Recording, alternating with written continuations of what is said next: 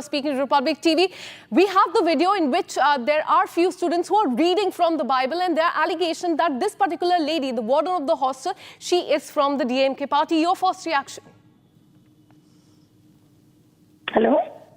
Yes, ma'am. If you can hear me, I'm asking you about the allegations in this matter. The hostel warden is from the DMK party. Your reaction to that? Yeah, this is the pattern of DMK. Actually, they will tell they are secular. But they will be very fond of other religions except the Hindu religion. Their chief minister doesn't wish the Hindu brothers and sisters for any of their functions, festivals. And another thing, the DMK government passed actually circular saying that the symbol of Hindu faith, for example, the rope tied again in the wrist, and chendur in the forehead, these all should be avoided in the schools. They passed a GO for that. So what is the meaning of that? So even this is the normal livelihood of each and everyone, having the Hindu symbols in their forehead and in their wrist. But they wanted this to be abolished. But they are allowing a warden to making the children forcibly to read Bible. And this is highly condemnable. And this is again proves that DMK government is anti-Hindu, and the children are forced for conversion. How it can be allowed? Absolutely. That is a massive question, and in fact, no reaction till now has come in from the DMK party. Thanks so much, ma'am, for speaking to Republic TV. I'm also joined by Narayan Tirupati, chief spokesperson of Tamil Nadu BJP. Sir, how do you look at this entire incident? There are visuals in which the kids are reading from the Bible, and in a question is the hostel warden, and we're learning that, and this is one of the allegations, that she's from the DMK party, the ruling party of Tamil Nadu. Your reaction to this? Yes, the hostel warden has accepted that she had made the students to read there, which is really, forcible conversion, and which is banned throughout the country. Forced conversion or conversion by luring is banned, and immediately what this government should have done is that they should have arrested this lady, this warden, and they should have taken action immediately. Otherwise, the DMK deliberately they are trying to do this, only we can charge. So the thing is that immediately this warden should have been arrested, and proper action should be taken. That is what the BJP demands. Absolutely, sir. And no reaction till now has come from the DMK party. They are a ruling party there in Tamil Nadu. No reaction has come in from them. What will be your demand from the party? They will not react anything, because Christians votes are decided in the churches. So they want the votes en masse to come to DMK, and that is the reason they will hesitate to take action. But the complaint has been registered, complaint has been given by the one of the students' parent, and definitely the collector IAS, he has to act immediately, and proper action should be taken. Otherwise, definitely it is going to be a big problem for DMK only. Hope the Chief Minister understands this and take appropriate action. Absolutely. A strict action should be taken. Thanks so much, Mr. Narayan, for speaking to Republic TV. Now let me bring in my colleague Sharda, who's been tracking the probe in this incident very closely. Sharda, tell us about whether FIR has been registered in this case. What is the police saying? Has there been a complaint that has been filed? Well, the petitioner Manimegla has revealed that no major action has been taken, while a case has been registered under the Adi Dravida scheme that the government follows in the collector's office. While the police have not yet arrested the warden, it's said that the warden is set to retire in the next 4 months, and they haven't taken any major action, and that following, as it is a government girls' hostel, there are multiple procedures for a warden to be changed, and it's going to take time for them. It is what the petitioner, the girl's parents, speaking to us told. It is also said that the warden not only tried it with one particular girl in the hostel, but almost 68 students living in that hostel has been facing the same issue for the last 4 months. However, no action has been taken, while the collector has been asked to look into the issue immediately now.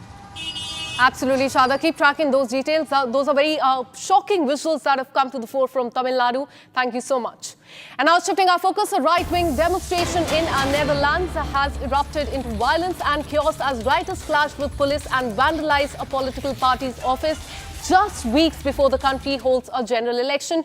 Police used tear gas shells and a water cannon to disperse the rioters who threw objects at the officer and torched a police car as well. There was no immediate word on injuries or any arrests that have been made as far as the riots are concerned. But the Dutch media has showed that rioters also attacked an office of a centrist political party. So this is as far as the right-wing demonstration in Netherlands is concerned. This is the anti-immigration protests that have been happening there. And this is most importantly happening just a month before the country holds a general election. In fact, this has been happening in the last 24 hours. And to control the law and order situation, as you can see on the screen, how the protesters there are attacking the vehicle of police. And to control the law and order situation, the police used tear gas shells, water cannon to disperse the crowd. And the violence erupted at the demonstration that was organized by a right-wing activist known as Ellis Rests online, in demand of a tougher migration policy. So that has been the bigger demand by the right-wing demonstrators. They are saying that there should be tougher migration policies, and that is why they are there on the streets waving Dutch flags and also in fact, raising up this crucial demand that there should be tougher immigration policies, and this is happening just a month before the general elections there.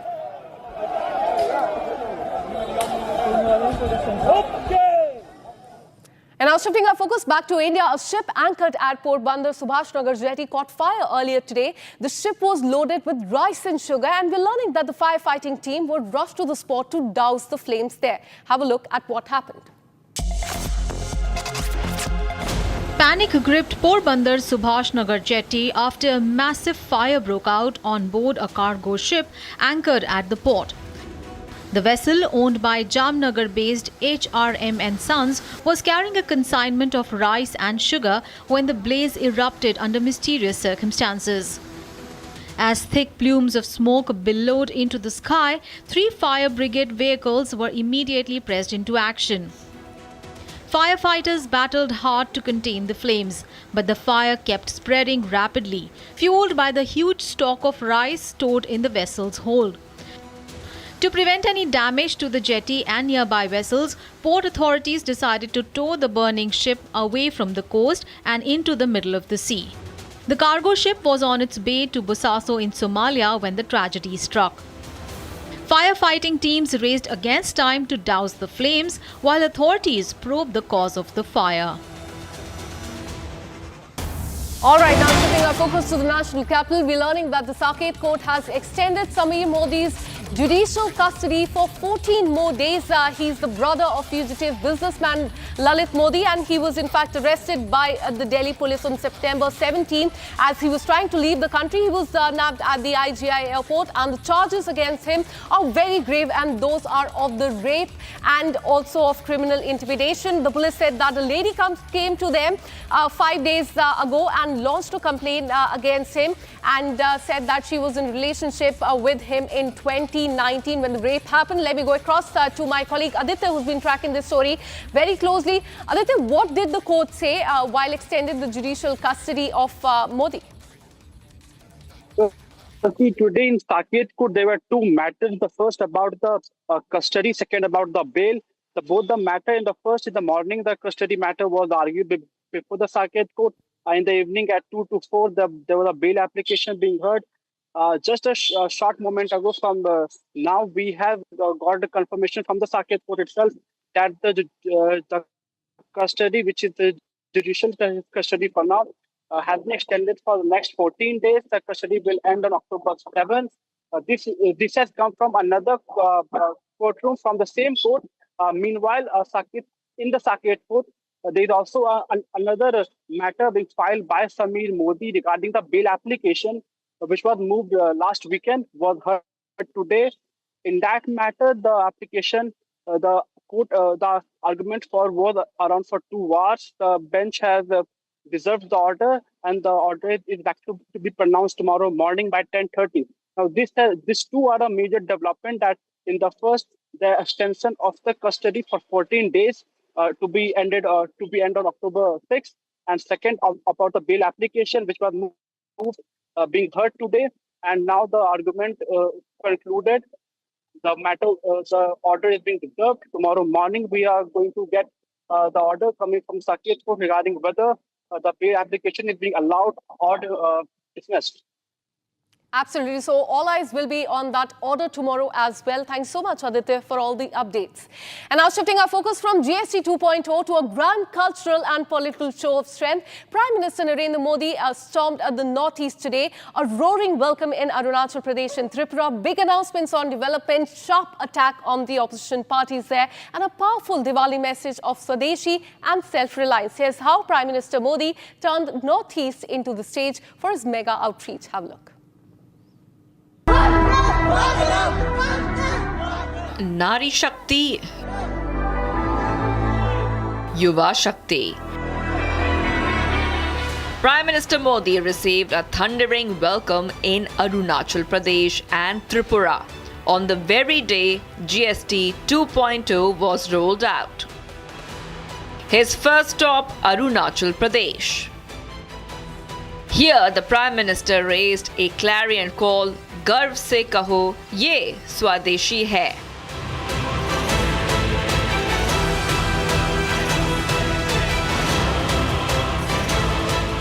बेटे वही जो देश में बना हो, गर्व से कहें ये स्वदेशी है. मेरे साथ बोलेंगे?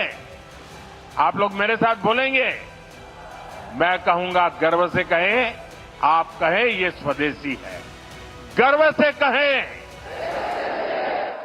इसी मंत्र पर चलते हुए देश का विकास होगा, अरुणाचल का, नॉर्थ ईस्ट का विकास तेज होगा. PM Modi interacted with local taxpayers, traders and industry representatives and highlighted the benefits of GST 2.0 billed as a mega Diwali bonanza.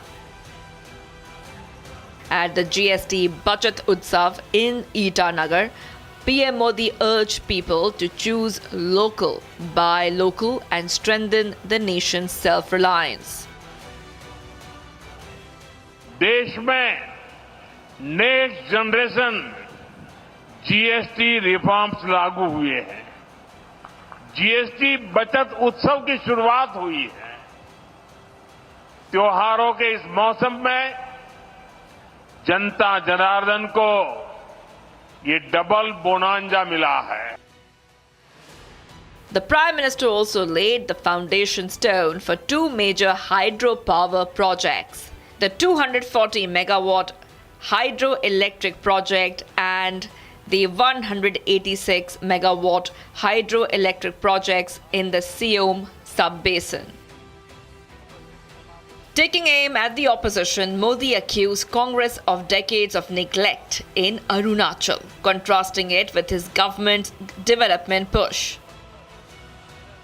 तब जो लोग दिल्ली में बैठकर देश चलाते थे, उन्होंने अरुणाचल को हमेशा नजरअंदाज किया.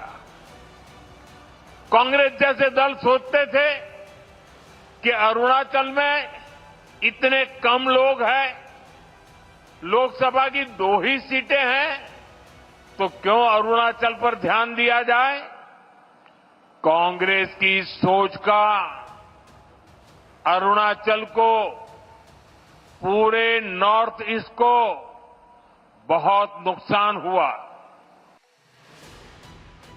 From Arunachal, the Prime Minister's next stop, Tripura. In Tripura, he inaugurated the redeveloped Mata Tripura Sundari Temple, one of the revered 51 Shakti Pithas of Sanatan faith. Not just the inauguration, PM Modi also performed puja at the redeveloped temple, receiving blessings amid chants and devotion. In a day packed with symbolism, strategy and spectacle, GST 2.0 mega infra push, cultural revival and sharp political messaging. PM Modi turned Arunachal and Tripura into stage for his northeast outreach, sending out one clear signal this Diwali.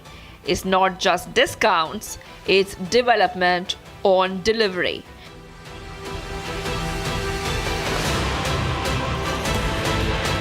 And with this, we're taking a very short break. Coming up on the other side, we'll tell you about how on the day when the caste survey started in Karnataka, app has been facing glitch. Vokaliga leaders met with Mallikarjun Kharge expressing discontent over the caste census. This and much more on the other side. Stay with us.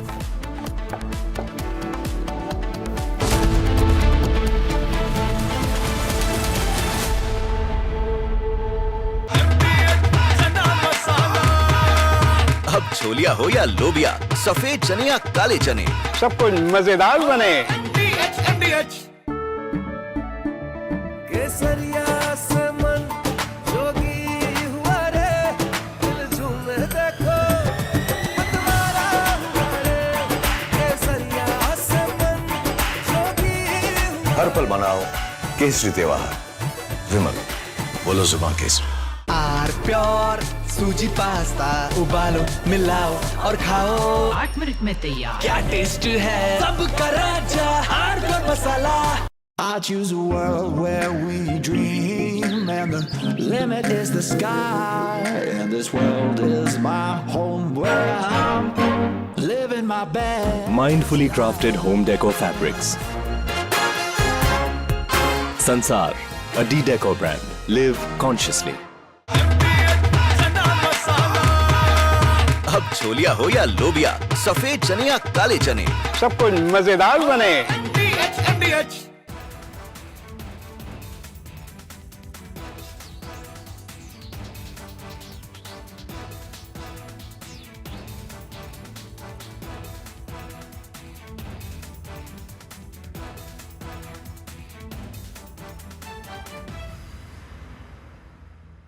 कल यानी नवरात्रि के प्रथम दिवस 22 सितंबर को सूर्योदय के साथ ही next generation GST reforms लागू हो जाएंगे। एक तरह से कल से देश में जीएसटी बचत उत्सव शुरू होने जा रहा है। इस जीएसटी बचत उत्सव में आपकी बचत बढ़ेगी और आप अपनी पसंद की चीजों को और ज्यादा आसानी से खरीद पाएंगे। नए स्वरूप में मुख्य रूप से अब सिर्फ 5% और 18% के ही टैक्स स्लैब रहेंगे। इसका मतलब है रोजमर्रा के इस्तेमाल की ज्यादातर चीजें और सस्ती हो जाएगी।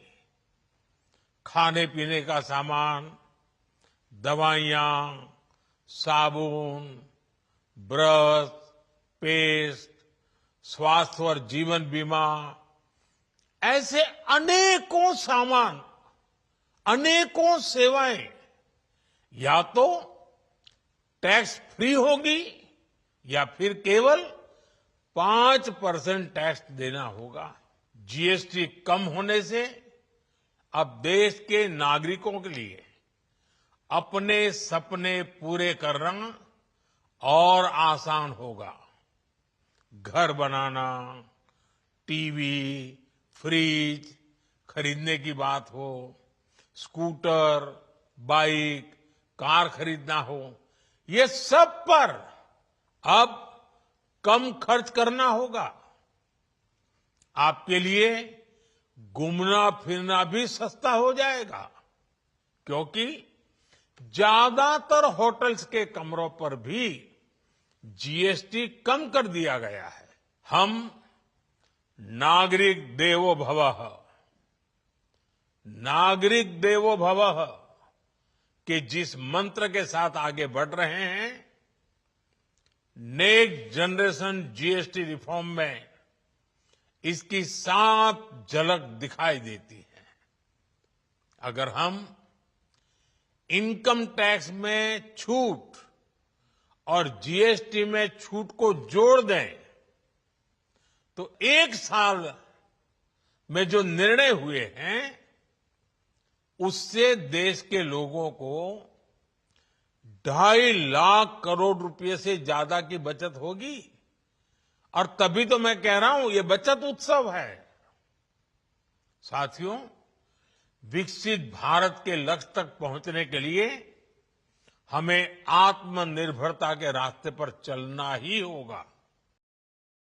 साथियों, हम नागरिक देवो भवः, नागरिक देवो भवः के जिस मंत्र के साथ आगे बढ़ रहे हैं, next generation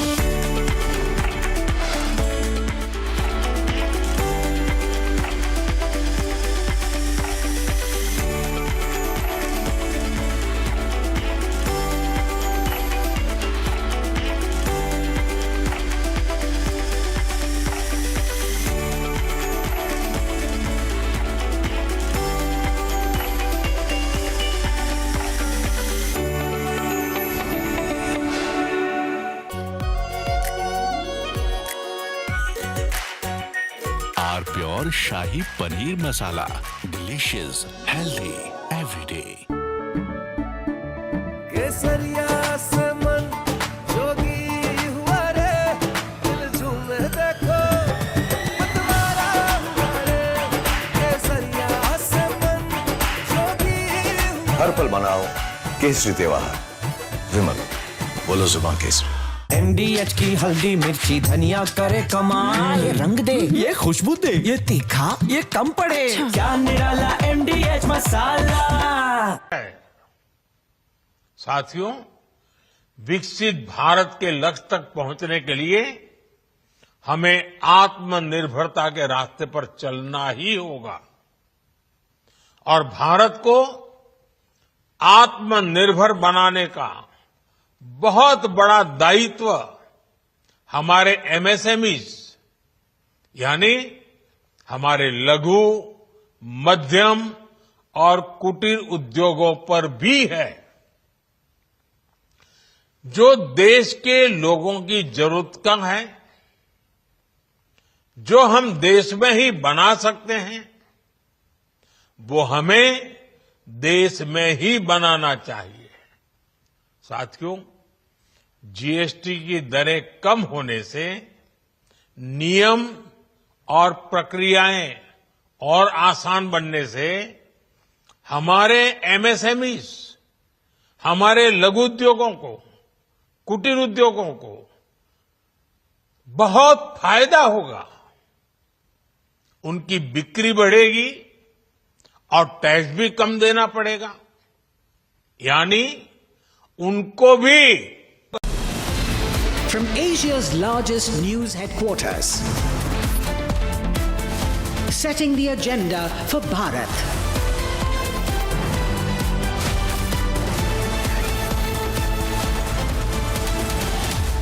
You're watching Republic.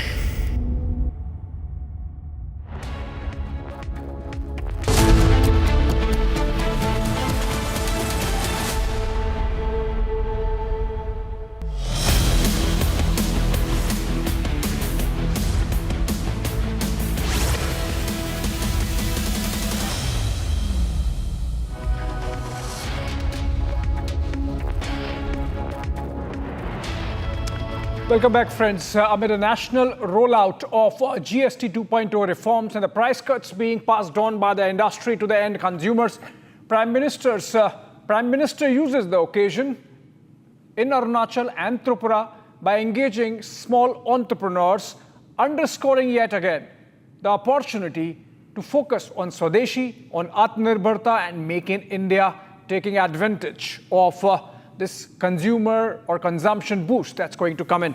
That's our focus. Let's begin with the headlines.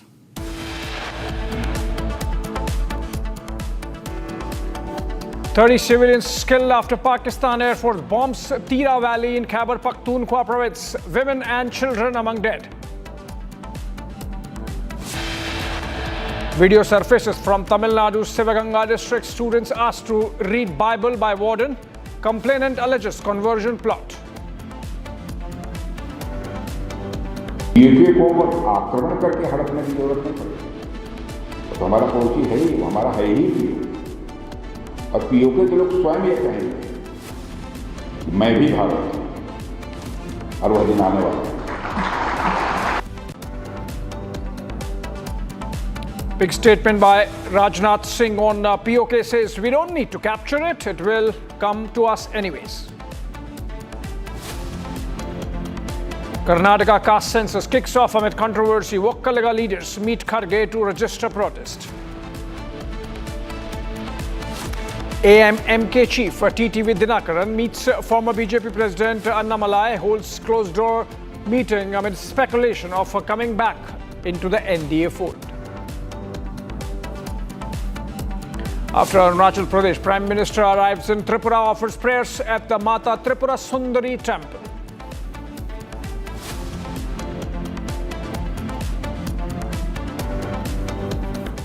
All right, let's begin with the breaking development. In fact, coming in connection with the GST reforms, Prime Minister Modi has written a letter to citizens reiterating Made in India and Swadeshi push. Prime Minister writes, and I call this festive season, let's celebrate the GST Bachat Utsav. Lower GST rates mean more savings for every household and greater ease for doing business. Prime Minister really doubling down on communication insofar as this big-ticket reform by his government is concerned. GST 2.0 announced by him from the ramparts of the Red Fort on August 15, the Independence Day, followed up by the GST Council decision, and then national rollout happening today. Prime Minister addressed the nation via television last evening, now following it up with a letter in which he has outlined the philosophy behind the changes made and the long-term objectives that the Modi government intends to achieve through these reforms. Prime Minister has said it's greatly heartening to see various shopkeepers and traders putting up then and now boards which indicate taxes, pre-reforms and post-reforms. So for more on this, let's go to Niranjan. He's joining us live from our newsroom. Niranjan, the Prime Minister really doubling down on communication. I think he really wants to extract every ounce of this massive reform brought in by his government. He wants really for this to act as a major economic booster ahead of the festive season. Yesterday we were talking about it, the intent of the Prime Minister perhaps to double down and use the opportunity given, the festive season being around the corner. We discussed it on how the messaging was tactical, the timing perfect, because looking to capitalize on the festive season. And he's written a letter now, Abhishek, outside of the 20-minute address to the country last evening. He's put out a letter. I'm just reading some excerpts from the letter. He says, as the nation celebrates the beginning of Navratri, extending his wishes to the families of Indians, not just here, but across the world. Saying that the festival brings good health, happiness. Says the festive season brings an added reason to rejoice. He says from September 22nd, the next generation GST reforms have begun to make their presence felt, marking a start of GST Bachat Utsav or GST Savings Festival, repeating the term that he coined last evening when he spoke to the country. He says these reforms will boost savings, directly benefiting every section of society. Farmers, women, youth, poor, middle class, traders, MSMEs, encourage greater growth and investments and accelerate progress of every state and region. And he goes on to detail out the tax breakups, saying that the next gen GST reforms will mainly be two slabs, 5%, 18%. Daily essentials such as food, medicine, soap, toothpaste, insurance, many more items will now either be tax-free or fall in the lowest 5% tax slab. Goods that were earlier taxed at 12% have almost entirely shifted to 5%, is what the Prime Minister has said in his letter while adding that it's greatly heartening to see various shopkeepers, traders putting up then and now boards which indicate taxes, pre-reforms and post-reforms. Interesting also because Abhishek, he was in Arunachal Pradesh, and I think he's been traveling across the northeast, speaking to people, interacting with them, mainly on GST. He said that he would take the message of GST new rates down to the last consumer, if required, to ensure that people get the best out of it. And he talks about how in the last few years, interesting, he puts a number to it, 25 crore people have risen above poverty, formed an aspirational neo-middle class. He adds that further we've strengthened hands of our middle class with massive income tax cuts, ensuring zero tax up to annual income of 12 lakh, and combining income tax cuts, next-gen GST, yearly savings of nearly 2.5 lakh crore for the people. The Prime Minister in his letter goes on to then talk about household expenses reducing, how it will be easier now to fulfill aspirations, building a home, purchasing a vehicle, purchasing appliances, eating out, or even planning a family vacation. Speaks about India's GST journey began in 2017, turning point in freeing our citizens and businesses from the web of multiple taxes, and then goes on to talk about active participation from both centre and state. And the Prime Minister in his letter to the citizens written this evening saying that small industries, shopkeepers, traders, entrepreneurs, MSMEs will also see greater ease of doing business and ease of compliances, lower taxes, lower prices, simpler rules, better sales, less compliance, burden and growth of opportunities, and then goes on to the most important aspect, which of course I think is the highlight because that's also bold, it's in bold here. He speaks about, at the end of the letter, Viksit Bharat by 2047, to have to walk on the path of self-reliance being imperative, talking about local manufacturing base paving the way towards Atmanirbhar Bharat. And then he comes to Swadeshi, talking about a resolve, a national resolve to support products that are made in India. The Prime Minister in his letter saying that buying Swadeshi products that have the sweat and toil of an Indian involved in their making, irrespective of the brand of the company that makes them. Every time you buy a product made by our own artisans, our workers, our industries, you're helping many families earn their living, creating job opportunities for our youth. And that's the highlighted part. He says, I appeal to our shopkeepers and traders to sell products that are made in India. So I think the breaking news is much more than what we are putting out, because the breaking news here is that the Prime Minister has put out a national appeal to shopkeepers. The Prime Minister has put out a national appeal to traders. The Prime Minister has put out a national appeal asking for Indians to sell products and buy products that are made in India. Let us proudly say that what we buy is Swadeshi. Let us proudly say what we sell is Swadeshi.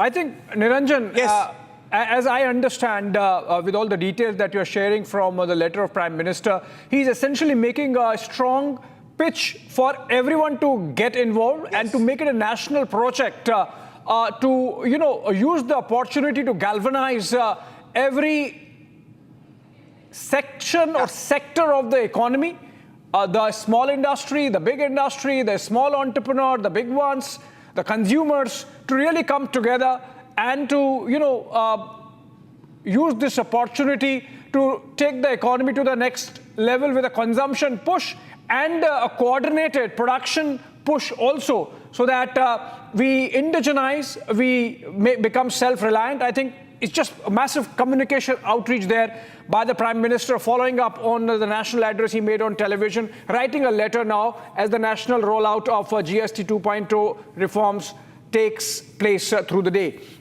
Thank you so much, Niranjan, for joining us.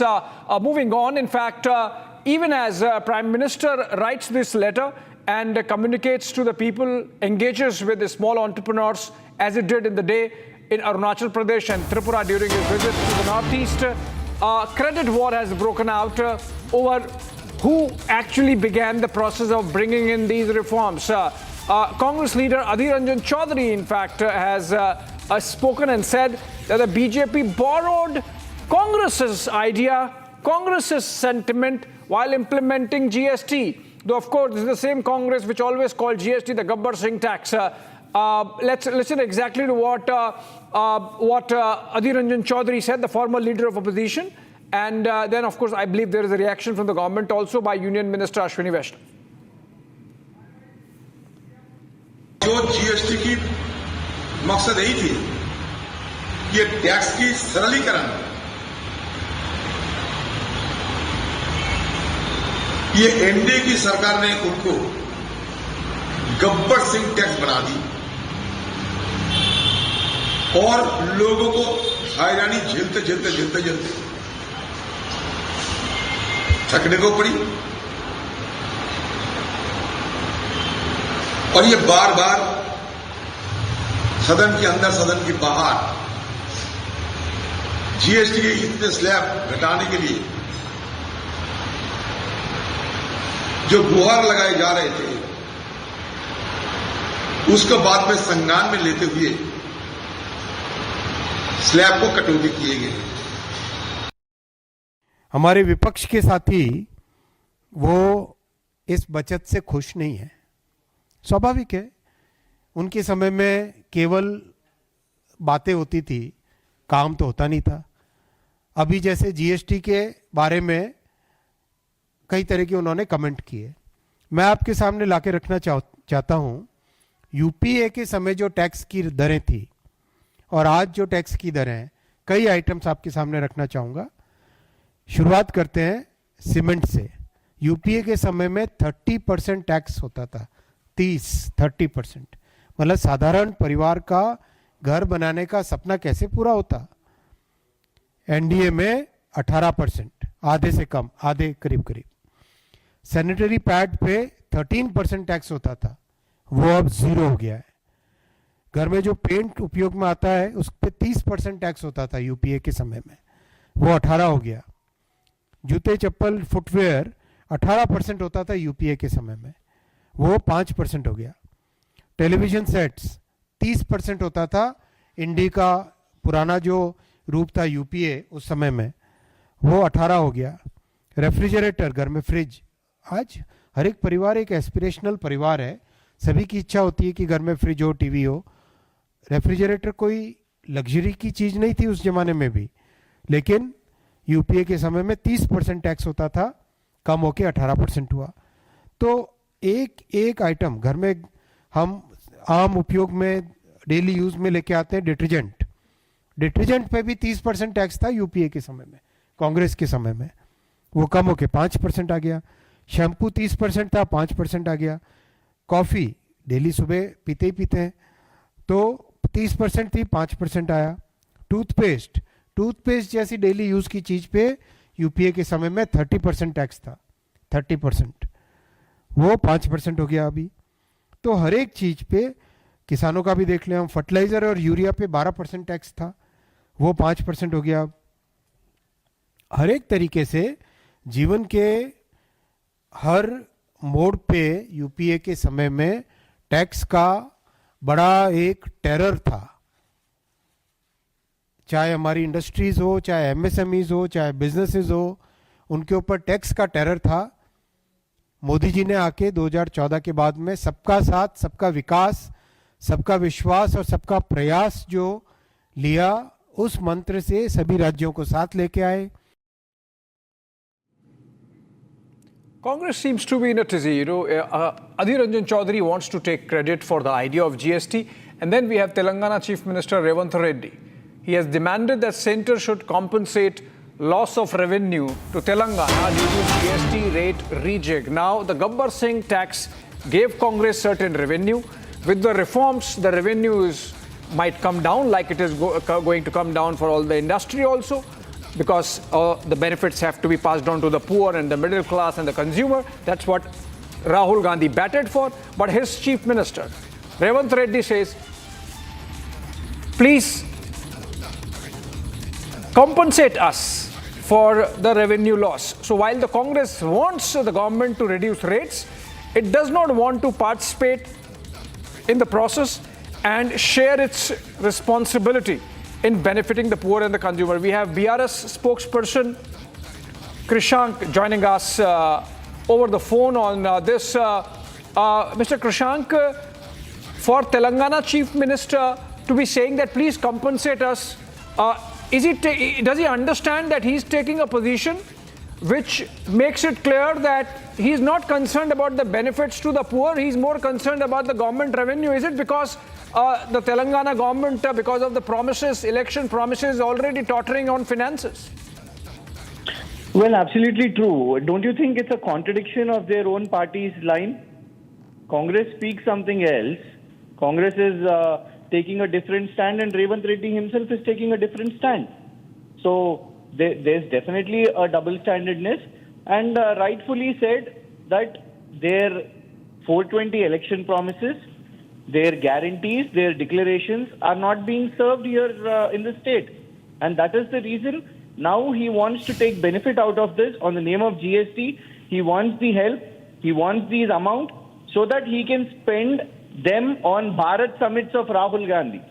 The point here is employees do not get salaries, be it Hydra or be it recent health services were also about to shut down, colleges were about to shut down. But there is money to spend on Miss World, there is money to spend on Rahul Gandhi's Bharat Summit here for Telangana, but he does not have money for the welfare schemes which they have promised in their election manifesto. And that is the reason, I mean, yesterday they got a 4,100 crore from the Asian Development Bank for the Musi rejuvenation. So such kind of heavy loans. In last 2 years, the Congress government in Telangana has raised 2 lakh crore debt. Where is all this money going? And now again you say you want a share out of the GST also. So ultimately you are burdening the people, and the schemes are also not happening. Yeah, absolutely. Thank you so much. Krashank Manne there, BRS spokesperson, highlighting the contradiction in the respective positions of the Congress when it's power in a state like Telangana, and of course its central leadership which really wanted these reforms to come in and made it a political issue. Moving on for now, and Prime Minister Narendra Modi was in Arunachal Pradesh today. He interacted with the local entrepreneurs and discussed the benefits of the GST rate rationalization with them. While attending a GST Bachat Utsav event in Itanagar, the Prime Minister met with various artisans, industry leaders and others there. He met with entrepreneurs and highlighted the Swadeshi products of the country. Here are the details.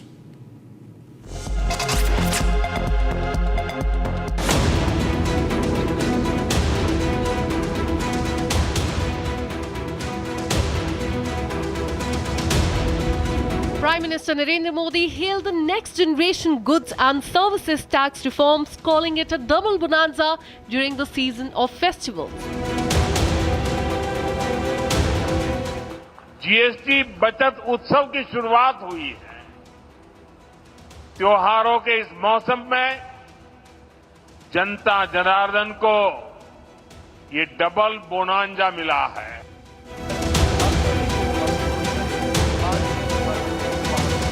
PM Modi also inaugurated and laid the foundation stone of various developmental projects worth 5,100 crore rupees.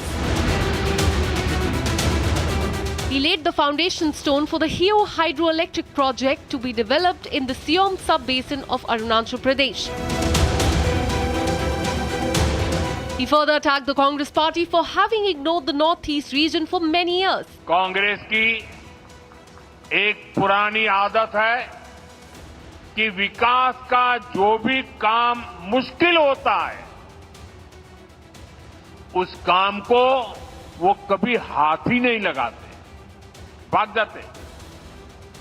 Congress की इस आदत का north east को, अरुणाचल को भी बहुत नुकसान हुआ। Prime Minister said that while visits of Congress ministers to Northeast were few and far in between, the current ministers have visited the region more than 800 times, with him visiting the region multiple times as the Prime Minister too.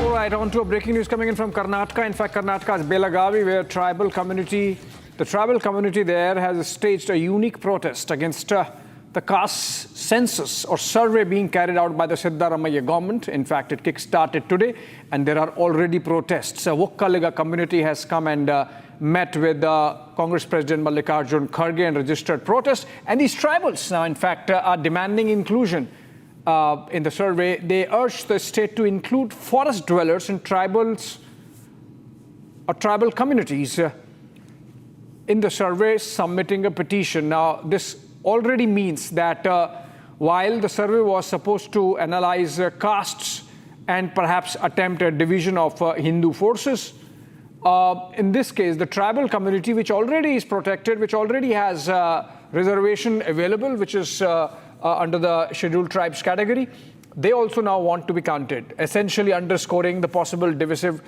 outcome of the exercise. Moving on, we are in fact staying with the socio-economic survey being carried out in Karnataka by the Siddaramaiah government. The caste census app hit technical glitches earlier in the day. The UHID number on house stickers did not work on the app, and it failed to open. 3,000 plus teachers deployed, many stuck in Haveri city, while some areas, in other areas, app reported error. This is essentially a digital exercise being carried out, and those enumerators are facing technical glitches and difficulties. Officials struggling on site to fix those issues. The Vokkaliga community, meanwhile, has opposed the entire exercise, and as I mentioned, a delegation met with AICC President Mallikarjun Kharge, who happens to be from the state, at his residence in Bengaluru, and submitted a request. They have argued that the survey cannot be completed in just 15 days and urged him that it be postponed for 3 months. So it's not just about the time frame, but it's also about some objections that they have. Remember, the Lingayat community is split down the middle, both within the BJP and the Congress, and then, of course, between the Congress and the BJP, those leaders who are in those respective parties. Okay, moving on to another one. Rajya Sabha Member of Parliament Sudha Murty targeted in a phone scam. That's the report. A fraudster called her and posed as a telecom department official, falsely claiming that her mobile number was not linked to Aadhaar and attempted to extract personal details. The caller also threatened that her mobile services would be blocked and used abusive language. Police have registered a complaint under NCRP and launched investigation. A complaint has been filed, and Bengaluru Cyber Police are taking legal action. Remember, if this can happen to Sudha Murty, whose husband Narayan Murthy spearheaded Infosys and whose colleague Nandan Nilekani spearheaded the Aadhaar rollout in the country. Akanksha joins us live from the newsroom for more on this. Akanksha, Sudha Murty would have been quick to see the scam, and that's why perhaps the fraudster really had to get abusive. What's the latest insofar as the police action is concerned? Well, absolutely. Let me tell you what has happened in the last few days. In fact, this is the incident that happened on September 5th.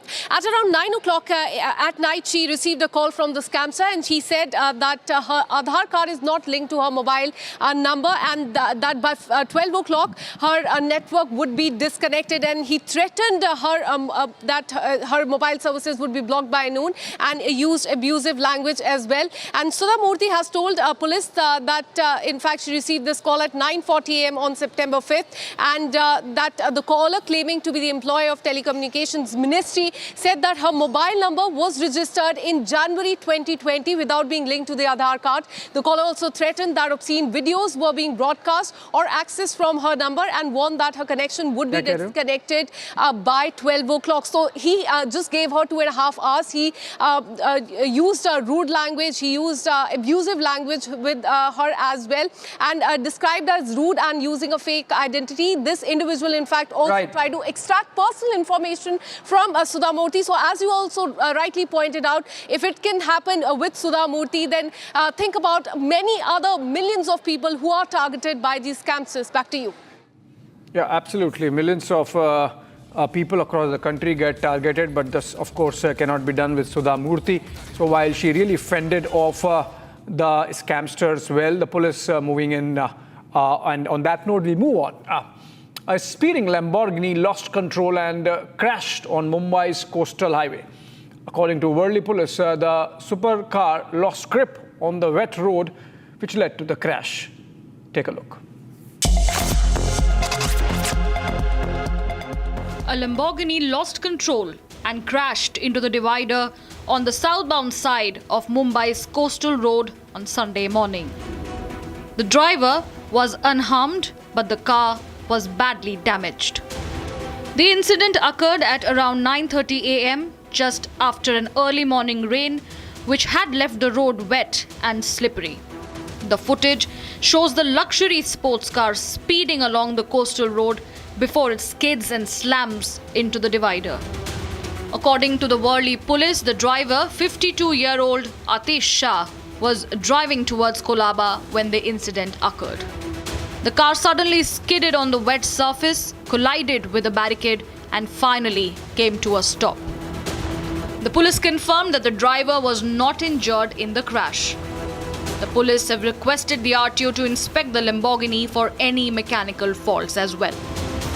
However, initial assessments indicate that the slippery road was likely to be the main cause of the accident. All right, on that note, we slip into a short break, but coming up on the other side, 30 civilians killed after Pakistan Air Force bombs Tira Valley in Khyber Pakhtunkhwa province. Women and children among dead.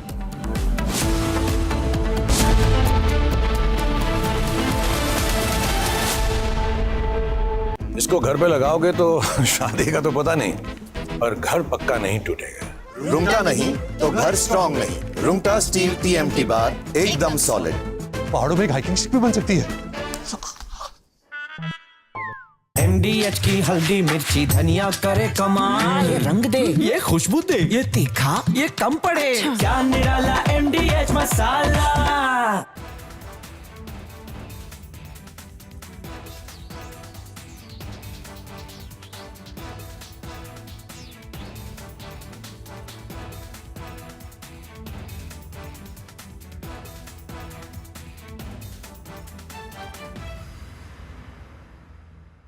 साथियों, हम नागरिक देवो भवः, नागरिक देवो भवः के जिस मंत्र के साथ आगे बढ़ रहे हैं, नेक्स्ट जनरेशन जीएसटी रिफॉर्म में इसकी साफ झलक दिखाई देती है।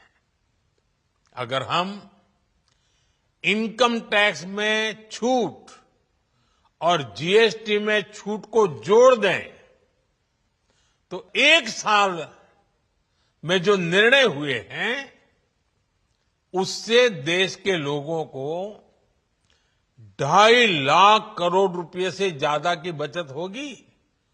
और तभी तो मैं कह रहा हूं ये बचत उत्सव है।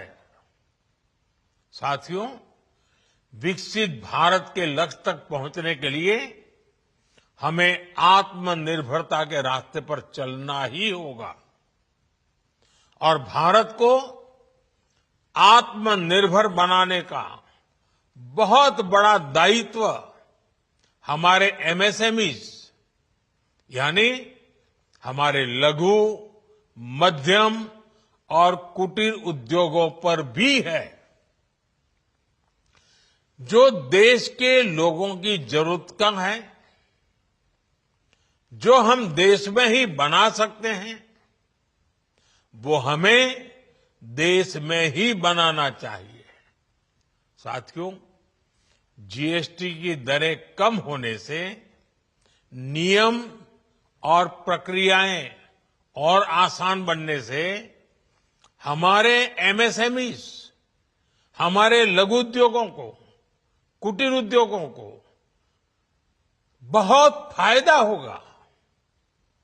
उनकी बिक्री बढ़ेगी और टैक्स भी कम देना पड़ेगा, यानी उनको भी डबल फायदा होगा। इसलिए आज मेरी एमएसएमई से लघु उद्योग हो, सूक्ष्म उद्योग हो, कुटीर उद्योग हो, आप सबसे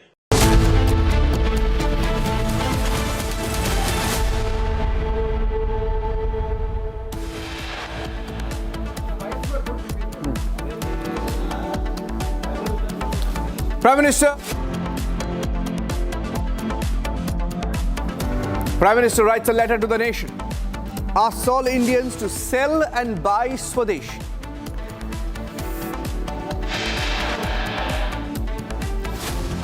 30 Pakistani civilians killed after their own air force in Pakistan bombs Khyber Pakhtunkhwa. Women, children among those murdered by Pakistan.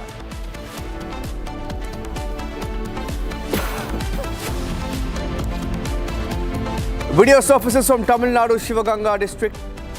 Students allegedly asked to read a Bible by the warden. Complainant alleges conversion plot.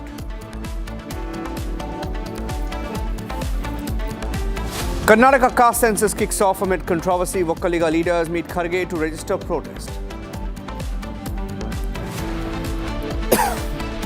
After Arunachal Pradesh, Prime Minister arrives in Tripura, offers prayers at the Mata Tripura Sundari temple in his visit to the northeast.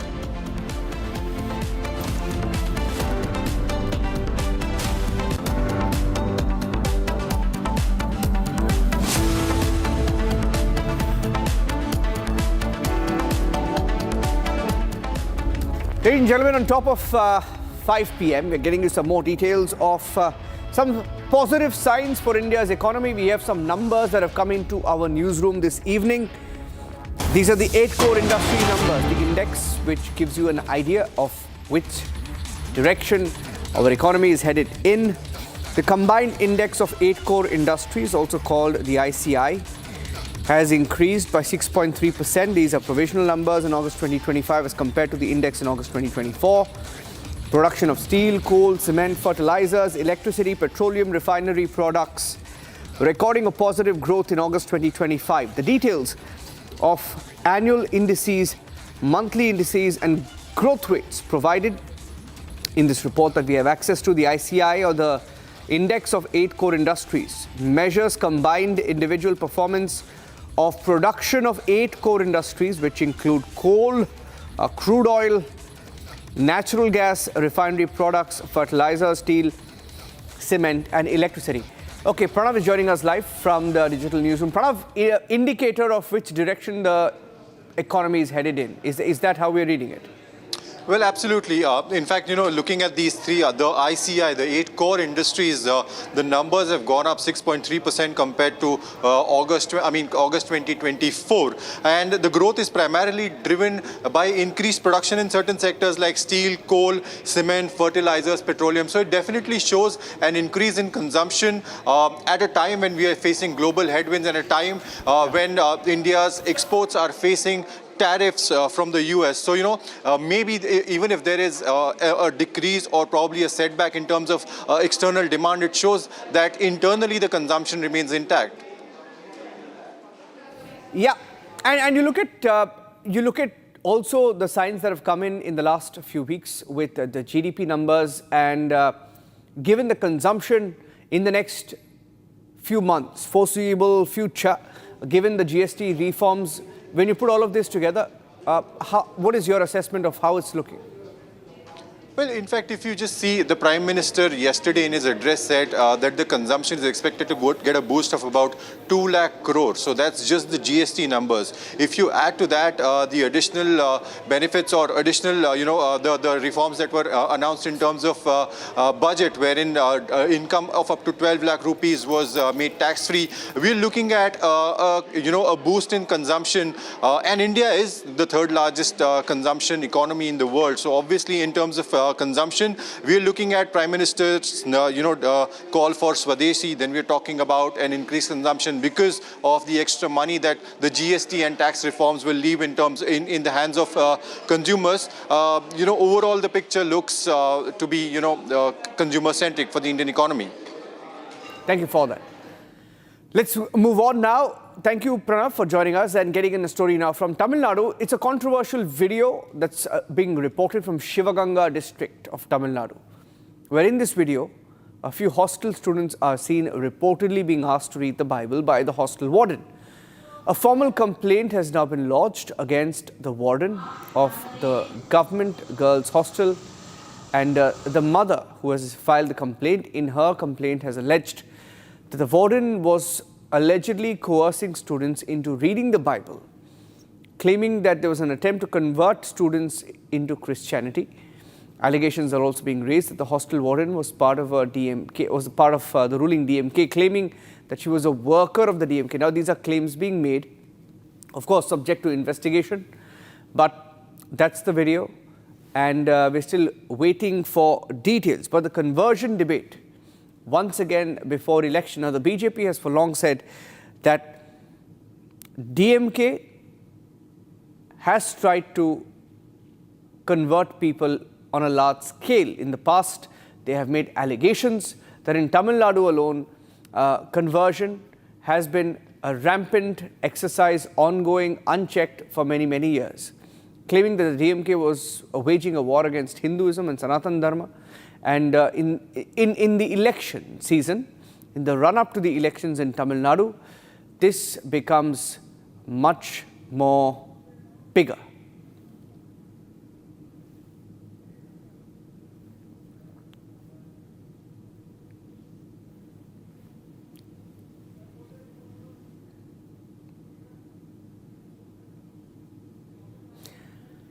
So we're keeping a close track on the story. They will try and get you some reactions from the BJP as well. Now moving on to a story from Jammu and Kashmir.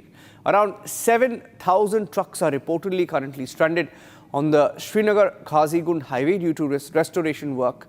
This is at Udhampur, with many having been stuck there for 4 to 7 days. Here's a report sent by Gursimran.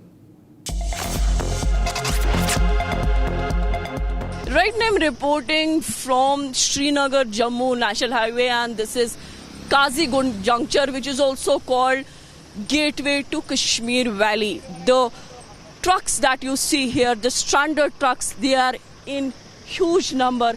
More than 7,000 trucks have been stranded from Bijbihara until Khazigund. We are seeing the trucks, fruit-laden trucks.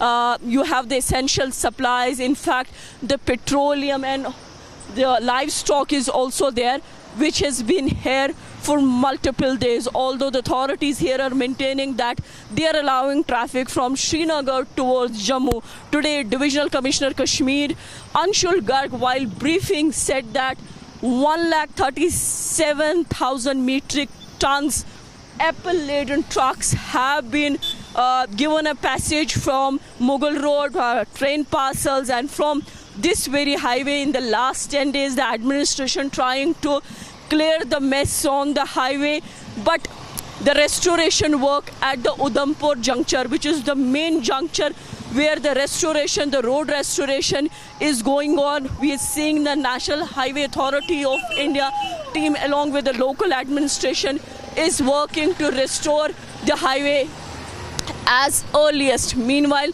divisional administration has also cleared that the valley has enough stock of essential supplies and people need not to fear, and the supplies are also being replenished, and in the coming days it's going to be a buffer stop. But still we see a panic button that has been pressed in the Kashmir Valley. Many people were seeing hoarding essentials, and here the truckers saying that they are yet to get any clarity from the government. They're being allowed to move from one juncture to another. Things will get clear. Meanwhile, the traffic authorities on ground to regulate the traffic. With Vijay Firdoswani, I'm Zina Zishan Fazil for Republic in Khazigund. A major fire broke out on board a Somalia-bound cargo ship anchored at Porbandar's Subhash Nagar jetty. The vessel, loaded with rice and sugar, went up in flames under mysterious circumstances. Here's the report.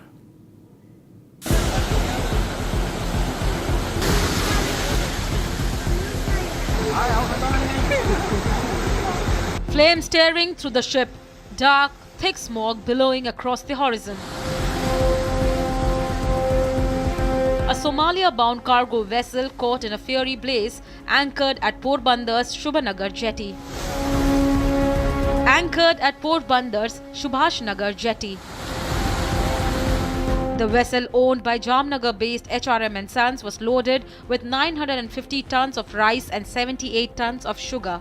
It was preparing to sail for Somalia when the fire erupted under mysterious circumstances. The highly combustible nature of the cargo made the blaze spread rapidly. Gujarat के पोरबंदर के समुद्र के माल वाहक में भीषण आग लगी। 14 चालक दल के सदस्यों को बचाया गया। 78 टन चीनी और 950 चावल लदे होने के कारण आग ने विकराल स्वरूप ले लिया था।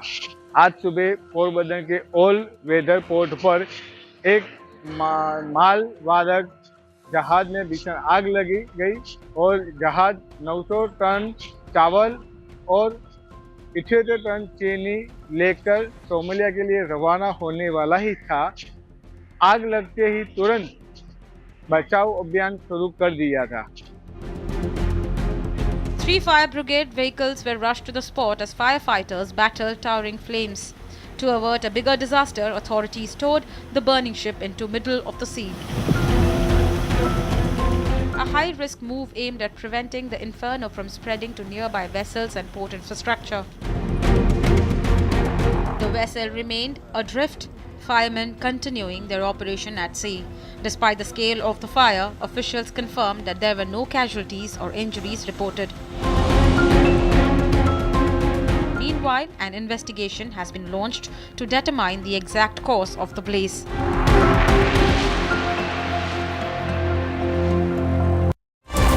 Bharat 1 Minute brought to you by Canara Bank.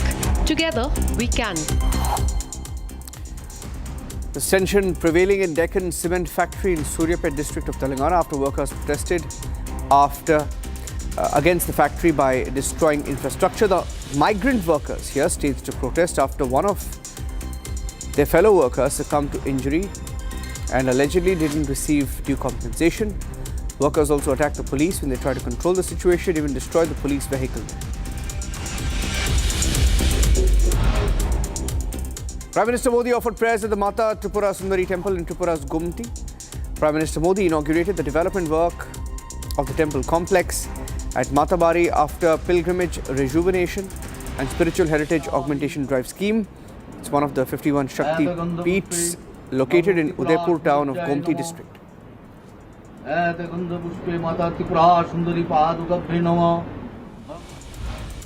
Two people have been killed in a road accident in Sundarbani, Rajouri district of Jammu and Kashmir.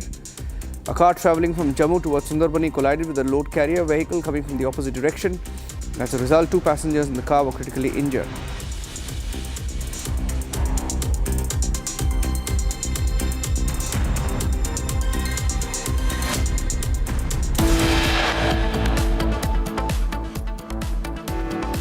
Getting more details of the Karnataka caste census, which has kicked off despite protests even within the Congress party.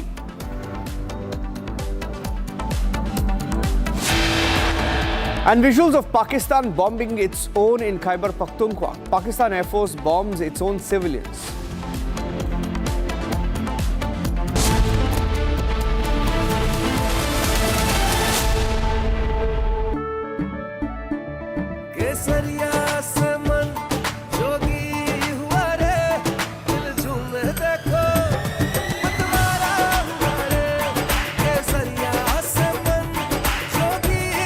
हर पल मनाओ केसरी त्योहार। विमल, बोलो जुबान केसरी। दादी के हाथों का जादू और खुशबू से महकता घर, माँ की मुस्कुराहट और खाने की सुगंध। MDH गरम मसाला, क्योंकि हर रिश्ता है स्वाद से जुड़ा। कल यानी नवरात्रि के प्रथम दिवस 22 सितंबर को सूर्योदय के साथ ही नेक्स्ट जनरेशन GST रिफॉर्म्स लागू हो जाएंगे। एक तरह से कल से देश में GST बचत उत्सव शुरू होने जा रहा है। इस GST बचत उत्सव में आपकी बचत बढ़ेगी और आप अपनी पसंद की चीजों को और ज्यादा आसानी से खरीद पाएंगे। नए स्वरूप में मुख्य रूप से अब सिर्फ 5% और 18% के ही टैक्स स्लैब रहेंगे। इसका मतलब है रोजमर्रा के इस्तेमाल की ज्यादातर चीजें और सस्ती हो जाएगी। खाने पीने का सामान, दवाइयां, साबुन, ब्रश, पेस्ट, स्वास्थ्य और जीवन बीमा, ऐसे अनेकों सामान, अनेकों सेवाएं या तो टैक्स फ्री होगी या फिर केवल 5% टैक्स देना होगा। जीएसटी कम होने से अब देश के नागरिकों के लिए अपने सपने पूरे करना और आसान होगा। घर बनाना, टीवी, फ्रिज खरीदने की बात हो, स्कूटर, बाइक, कार खरीदना हो, ये सब पर अब कम खर्च करना होगा। आपके लिए घूमना फिरना भी सस्ता हो जाएगा, क्योंकि ज्यादातर होटल्स के कमरों पर भी जीएसटी कम कर दिया गया है। हम नागरिक देवो भवः, नागरिक देवो भवः के जिस मंत्र के साथ आगे बढ़ रहे हैं, नेक्स्ट जनरेशन जीएसटी रिफॉर्म में इसकी साफ झलक दिखाई देती है। अगर हम इनकम टैक्स में छूट और जीएसटी में छूट को जोड़ दें तो एक साल में जो निर्णय हुए हैं उससे देश के लोगों को 2.5 लाख करोड़ रुपए से ज्यादा की बचत होगी। और तभी तो मैं कह रहा हूं ये बचत उत्सव है। साथियों, विकसित भारत के लक्ष्य तक पहुंचने के लिए हमें आत्मनिर्भरता के रास्ते पर चलना ही होगा। साथियों, हम नागरिक देवो भवः, नागरिक देवो भवः के जिस मंत्र के साथ आगे बढ़ रहे हैं, नेक्स्ट जनरेशन जीएसटी रिफॉर्म में इसकी साफ झलक दिखाई देती है। अगर हम इनकम टैक्स में छूट और जीएसटी में छूट को जोड़ दें तो एक साल में जो निर्णय हुए हैं उससे देश के लोगों को 2.5 लाख करोड़ रुपए से ज्यादा की बचत होगी। और तभी तो मैं कह रहा हूं ये बचत उत्सव है। साथियों, विकसित भारत के लक्ष्य तक पहुंचने के लिए हमें आत्मनिर्भरता के रास्ते पर चलना ही होगा।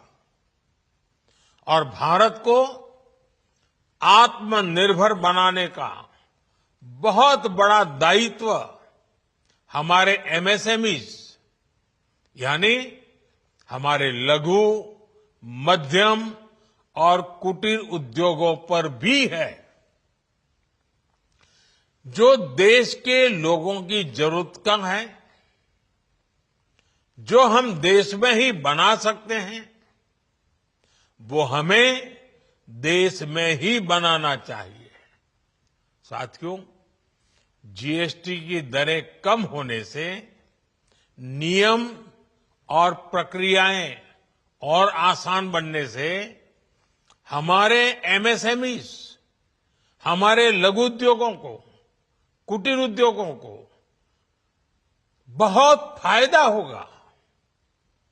उनकी बिक्री बढ़ेगी और टैक्स भी कम देना पड़ेगा, यानी उनको भी डबल फायदा होगा।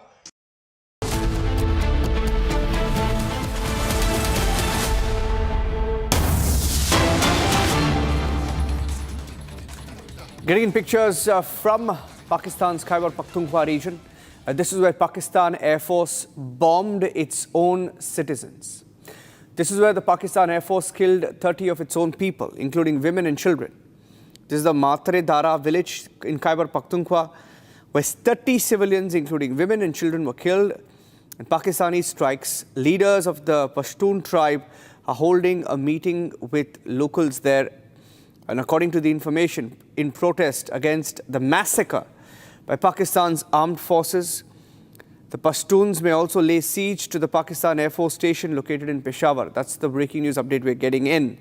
Meanwhile, discussions also underway in the village, and these are pictures of the meeting on how the villagers are gathering to stage demonstrations, discussing how to respond to the massacre carried out by the Pakistani armed forces, the Pakistani Air Force, last night.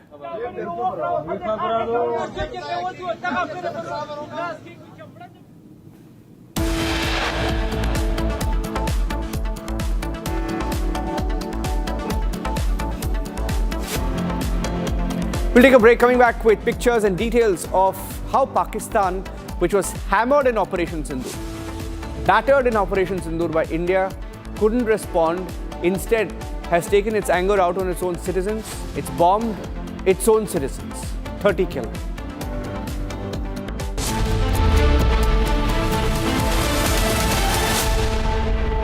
I choose a world where we dream, and the limit is the sky. And this world is my home where I'm living my best. Mindfully crafted home decor fabrics.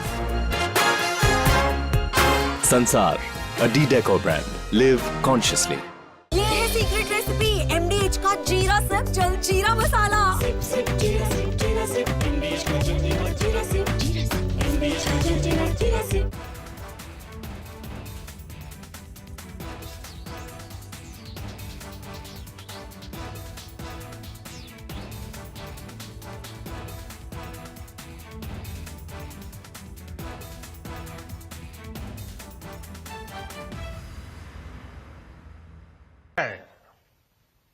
साथियों, विकसित भारत के लक्ष्य तक पहुंचने के लिए हमें आत्मनिर्भरता के रास्ते पर चलना ही होगा और भारत को आत्मनिर्भर बनाने का बहुत बड़ा दायित्व हमारे एमएसएमईज यानी हमारे लघु, मध्यम और कुटीर उद्योगों पर भी है, जो देश के लोगों की जरूरत कम है,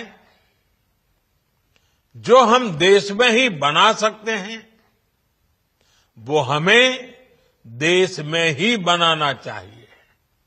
साथियों, जीएसटी की दरें कम होने से नियम और प्रक्रियाएं और आसान बनने से हमारे एमएसएमईज, हमारे लघु उद्योगों को, कुटीर उद्योगों को बहुत फायदा होगा।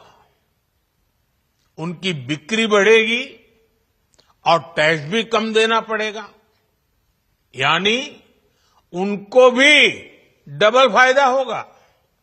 इसलिए आज मेरी एमएसएमई से लघु उद्योग हो, सूक्ष्म उद्योग हो, कुटीर उद्योग हो, आप सबसे बहुत अपेक्षाएं हैं।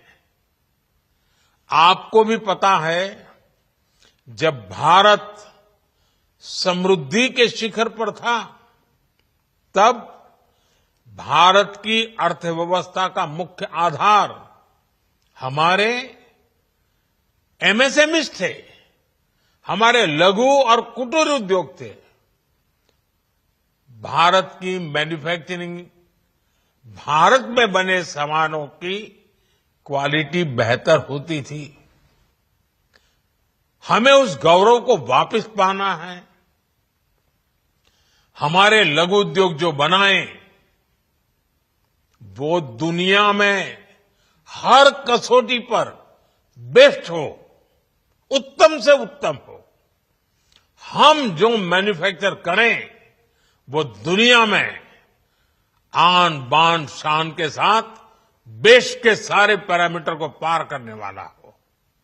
हमारे प्रोडक्ट्स की क्वालिटी दुनिया में भारत की पहचान बढ़ाए, भारत का गौरव बढ़ाए। हमें इस लक्ष्य को लेकर काम करना है। साथियों, देश की स्वतंत्रता को जैसे स्वदेशी के मंत्र से ताकत मिली, वैसे ही देश की समृद्धि को भी स्वदेशी के मंत्र से ही शक्ति मिलेगी। कल यानी नवरात्रि के प्रथम दिवस 22 सितंबर को सूर्योदय के साथ ही नेक्स्ट जनरेशन जीएसटी रिफॉर्म्स लागू हो जाएंगे। एक तरह से कल से देश में जीएसटी बचत उत्सव शुरू होने जा रहा है। इस जीएसटी बचत उत्सव में आपकी बचत बढ़ेगी,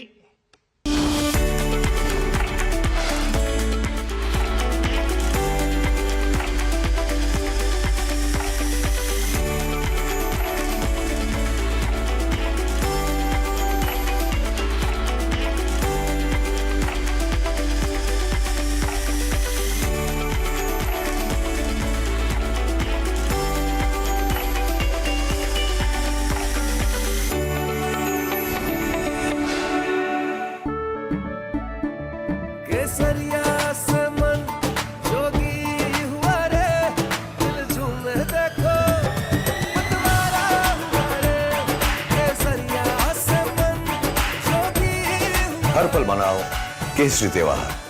विमल, बोलो जुबान केसरी।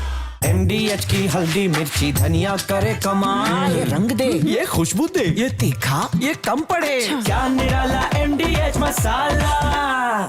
साथियों, हम नागरिक देवो भवः, नागरिक देवो भवः के जिस मंत्र के साथ आगे बढ़ रहे हैं, नेक्स्ट जनरेशन जीएसटी रिफॉर्म में इसकी साफ झलक दिखाई देती है। अगर हम इनकम टैक्स में छूट और जीएसटी में छूट को जोड़ दें तो एक साल में जो निर्णय हुए हैं उससे देश के लोगों को 2.5 लाख करोड़ रुपए से ज्यादा की बचत होगी। और तभी तो मैं कह रहा हूं ये बचत उत्सव है। साथियों, विकसित भारत के लक्ष्य तक पहुंचने के लिए हमें आत्मनिर्भरता के रास्ते पर चलना ही होगा और भारत को आत्मनिर्भर बनाने का बहुत बड़ा दायित्व हमारे एमएसएमईज यानी हमारे लघु, मध्यम और कुटीर उद्योगों पर भी है, जो देश के लोगों की जरूरत कम है, जो हम देश में ही बना सकते हैं, वो हमें देश में ही बनाना चाहिए। साथियों, जीएसटी की दरें कम होने से नियम और प्रक्रियाएं और आसान बनने से हमारे एमएसएमईज, हमारे लघु उद्योगों को, कुटीर उद्योगों को बहुत फायदा होगा। उनकी बिक्री बढ़ेगी और टैक्स भी कम देना पड़ेगा, यानी उनको भी डबल फायदा होगा। इसलिए आज मेरी एमएसएमई से लघु उद्योग हो, सूक्ष्म उद्योग हो, कुटीर उद्योग हो, आप सबसे बहुत अपेक्षाएं हैं। आपको भी पता है, जब भारत समृद्धि के शिखर पर था, तब भारत की अर्थव्यवस्था का मुख्य आधार हमारे From Asia's largest news headquarters, setting the agenda for Bharat.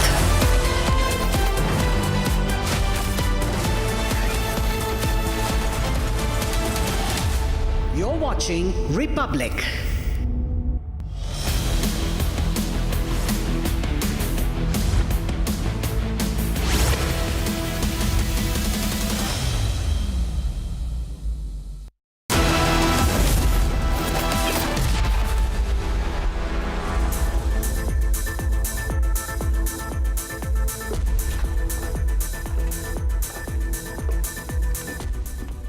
Good evening, viewers. You're watching 6 Stories at 6. I'm Shivangi Shukla, getting you the latest coming in. Let's start with what we are tracking in this show. Pakistan's double-speak exposed. Pakistan bombs own province. Women and children among those killed. Rajnath Singh warns Pakistan, says Operation Sindoor has only been halted and can be restarted anytime. As GST 2.0 kicks off in Navratri, PM Modi is in Arunachal Pradesh. He hailed the reforms and slammed Congress for ignoring the Northeast. ED crackdown in betting app case. Former cricketer Robin Uthappa was questioned. Yuvraj Singh to appear next. Cargo ship catches fire at Gujarat's Porbandar jetty. No casualties reported. Assam prepares to bid farewell to the music and cultural icon. Zubeen Garg's state mourning extended to September 23rd. And viewers, Pakistan double-speak has been exposed yet again. Pakistan has bombed its own province, that is right. Pakistan's airstrikes tore through the Matre Dara village, killing at least 30 majorly women and children. Homes were flattened, streets were littered with bodies, and rescue teams are digging through the wreckage. Human rights organization has called for a full investigation as the world watches Khyber Pakhtunkhwa in horror. Here's more. Massacre in Khyber Pakhtunkhwa. Under the pretext of anti-terror action, Pakistan Army has killed civilians. 30 people killed, mainly women and children, bodies strewn across homes and streets. At 2 a.m. last night, Pakistan Air Force struck Matre Dara village in Tira Valley. Fighter jets dropped 8 bombs, causing massive civilian casualties. The bombs hit crowded neighborhoods while families were asleep, leaving people at their most vulnerable. The explosions flattened much of the village. By morning, homes were reduced to rubble and livestock was destroyed. Disturbing images from the site showed bodies, including those of children, lying in the open as rescue teams searched through the rubble for survivors and victims. However, the eerie silence from Pakistan's army is consistent with past actions against its own citizens in Khyber and Pakistan-occupied Balochistan. In a brutal act of terror against their own citizens, Pakistan Air Force has carried out airstrikes on their own civilians in the Khyber Pakhtunkhwa. Early this morning at around 2 in the Tira Valley area, the Pakistani Air Force JF-17 aircrafts carried out dropping off the bombs on the civilian areas in the Dere Matra area. Important to mention that more than 30 civilians have been killed in the Pakistani strikes that have taken place in a village in the Tira Valley. Basically, what the Pakistan has been doing, that it is not the first time they have done it. In Khyber Pakhtunkhwa, especially in Fata area and Bajiristan, North and South Bajiristan, they have been using their air force, especially JF-17. And now what your reporter is saying, that is a laser-guided bombs. Why they are doing at this stage again? If you know, they have some mutual defense cooperations with Saudi Arabia. They want to demonstrate that they are capable of doing it. They can't do it, physically on ground because the boots on ground. But then you use the air power. Using air power against their own people, it is actually crime. It is the biggest heinous crime when you use a air power asymmetric, weapon system to kill. And what they are saying, that it is a fired on a village. It means that they wanted to destroy the complete village, and they have been doing it. This is not the first time against the TTP they have done it. They have done it across the Durand line also. The international human rights organizations have called for a full investigation, urging accountability, civilian protection and respect for the laws of armed conflict. The world now watches as Khyber Pakhtunkhwa mourns once again.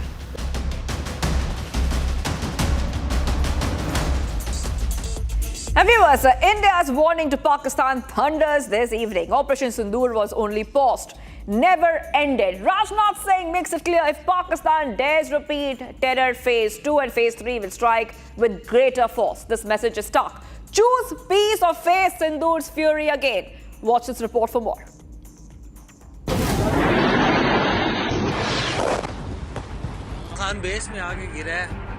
India's fresh warning to Pakistan. 4 months after Operation Sindoor that shook Pakistan and decimated its terror dens, India has once again reminded Pakistan that the operation is far from over. It has only been halted. It can be started once again. Defence Minister Rajnath Singh sternly warned Pakistan of Phase 2 and Phase 3 of Operation Sindoor, cautioning that the launch depends entirely on Pakistan's conduct. ये कलह था, ये terrorism, ये दहशतगर्दी की बकवास सीने के साथ लगाए इस मुल्क की नजरियाती जुग्राफियाई सरहदों के लिए कभी हम दिल्ली से टकराए, कभी हम काबुल में टकराए, कभी हम कंधार से टकराए। सब कुछ कुर्बान करने के बाद 7 मई को भावलपुर के अंदर मौलाना मसूद अजहर की फैमिली के लोग बहने और बेटे और बच्चे रेजा रेजा हो गए, टुकड़ों में तकसीम हो गए। The defence minister also said that the top Jaish terrorist confessed that even Masood Azhar's family was shattered by India's action. Such was the impact of Operation Sindoor. Part 2 बाकी है कि पार्ट 3 बाकी है क्या, कुछ कह नहीं सकते। अब वो तो उसके व्यवहार पर निर्भर करता है। आतंकवादी जैसी हरकत करेंगे वैसा जवाब दिया जाएगा। He further added that Pakistan itself begged for a ceasefire. India agreed in the interest of peace, but he warned that this is only a pause, not a promise. बैठते ही पहला सवाल मैंने किया था, क्या किसी भी प्रकार के ऑपरेशन का निर्णय सरकार करती है तो आप ऑपरेशन के लिए तैयार हैं? आपको यह जानकर खुशी होगी, एक क्षण भी देर नहीं लगाई। सभी हमारे तीनों आर्मी, एयरफोर्स, नेवी के चीफ ने हाथ उठाकर कहा कि हम पूरी तरह से ऑपरेशन करने को तैयार हैं। यह है। फिर उसके बाद एक दिन के बाद हम लोग अपने प्रधानमंत्री मोदी जी के साथ बैठे। उन्होंने कहा कि बस आगे बढ़िए, खुली आजादी है, जो करना चाहते हैं करिए।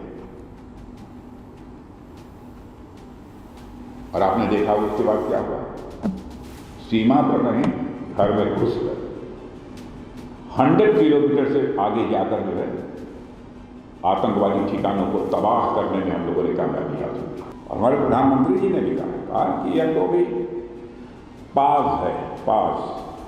अभी ऑपरेशन सिंदूर को स्थगित किया है और आगे भी कोई वारदात होगी। The warning is stark. India has demonstrated both restraint and resolve. And if Pakistan dares to repeat its terror playbook, the next phase of Operation Sindoor is ready to be unleashed. Rajnath Singh also sounded a warning on POK. The defence minister also expressed confidence in India getting back control of Pakistan-occupied Kashmir without taking any aggressive steps. He said that POK belongs to India and that demands have started in the region for a change in leadership. POK अपने आप आएगा, चिंता क्यों करते हैं? POK में अब demand होने लगी। आपने सुना होगा 1-2 बार कुछ लोगों ने नारेबाजी की थी। 5 साल पहले एक बार इंडियन आर्मी को कश्मीर वैली में मैं संबोधित कर रहा था एक कार्यक्रम को। उस समय ही मैंने कहा था POK को आक्रमण करके हड़पने की जरूरत नहीं पड़ेगी। तो हमारा पड़ोसी है ही, वो हमारा है ही POK। और POK के लोग स्वयं ये कहेंगे कि मैं भी भारत हूं, और वह दिन आने वाला है। The clock is ticking for Pakistan as India draws a red line. And viewers, from a GST 2.0 to a grand cultural and political show of strength, Prime Minister Modi stormed the Northeast today. It was a roaring welcome in Arunachal Pradesh and Tripura. Big announcements on development, sharp attacks on the opposition, and a powerful Diwali message of Swadeshi and self-reliance. Here's how Modi turned the Northeast into a stage for his mega outreach. Nari Shakti, Yuva Shakti. Prime Minister Modi received a thundering welcome in Arunachal Pradesh and Tripura on the very day GST 2.0 was rolled out. His first stop, Arunachal Pradesh.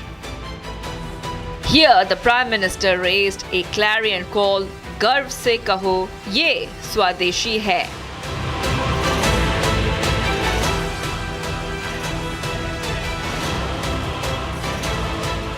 बेचे वही जो देश में बना हो, गर्व से कहें ये स्वदेशी है। मेरे साथ बोलेंगे, आप लोग मेरे साथ बोलेंगे, मैं कहूंगा गर्व से कहें, आप कहें ये स्वदेशी है। गर्व से कहें, इसी मंत्र पर चलते हुए देश का विकास होगा, अरुणाचल का, नॉर्थ ईस्ट का विकास तेज होगा।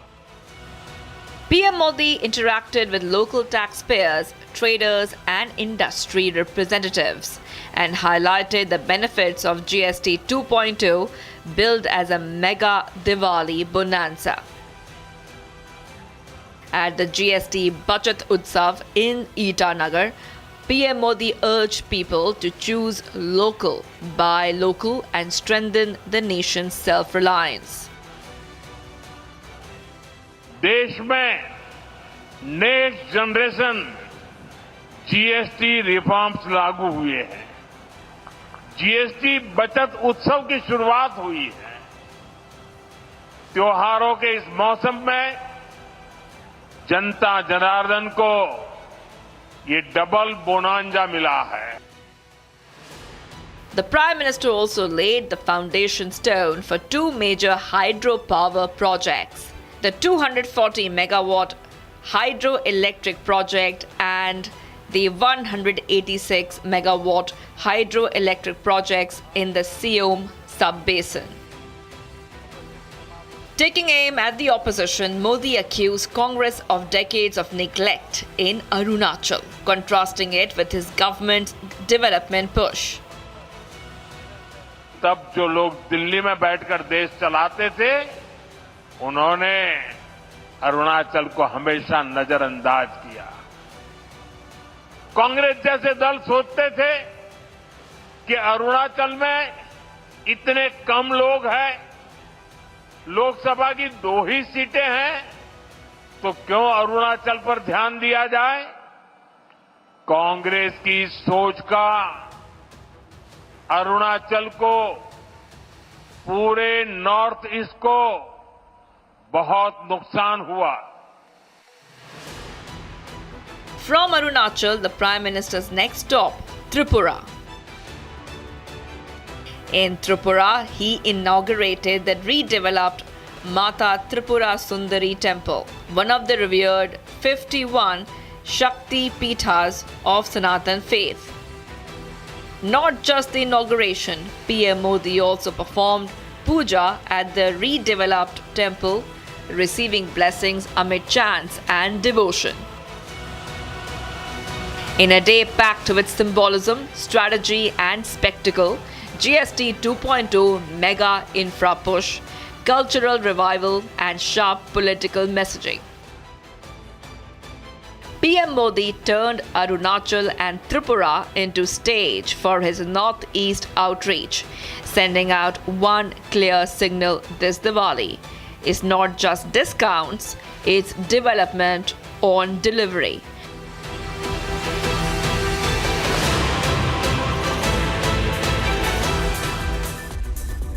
Viewers, big questions and a mega ED probe from star cricketers to Bollywood celebrities. Our ED is tightening this entire probe in the 1x bet online betting scam. Robin Uttapa has already been questioned, and now Yuvraj Singh and Sonu Sood have been summoned next. Investigation exploding with money trails being investigated. Republic gets you the full story so far. The Enforcement Directorate is probing the 1xBet betting app under the Prevention of Money Laundering Act. The case linked to illegal betting operations and offshore money trails has now snowballed. Former Indian cricketer Robin Uthappa has already appeared before the ED and recorded his statement. The key question: were endorsement fees routed through legal banking channels, and were taxes duly declared? The Enforcement Directorate's probe into the 1xBet betting app is not just about online gambling, it's about the bigger picture. Money laundering, offshore hawala routes, and how India's biggest celebrities may have unknowingly or knowingly been pulled into the chain. Uthappa is not alone. For now, all eyes are on Rajnath Singh and Sonu Sood's appearance.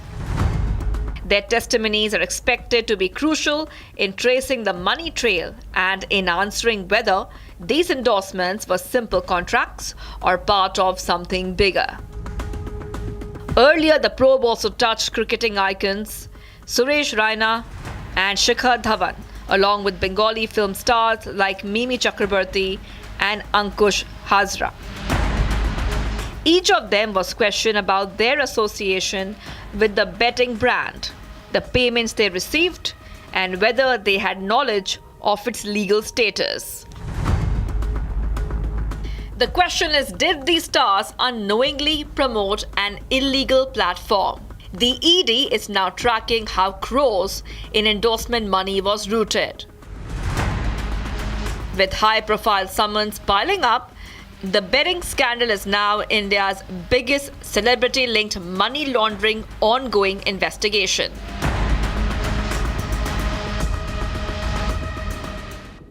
Viewers, Assam stands united in grief as the state bids farewell to its musical legend, Zubeen Garg.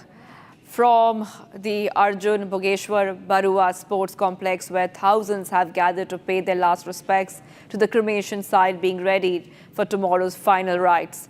The entire state is mourning the loss of a voice that defined an entire generation. Take a look. Assam weeps. The Northeast mourns. The voice that defined a generation has fallen silent. Zubeen Garg, the eternal melody of Assam, taken away too soon. It was a somber Monday on Arjun Bhogeshwar Barua Sports Complex in Guwahati.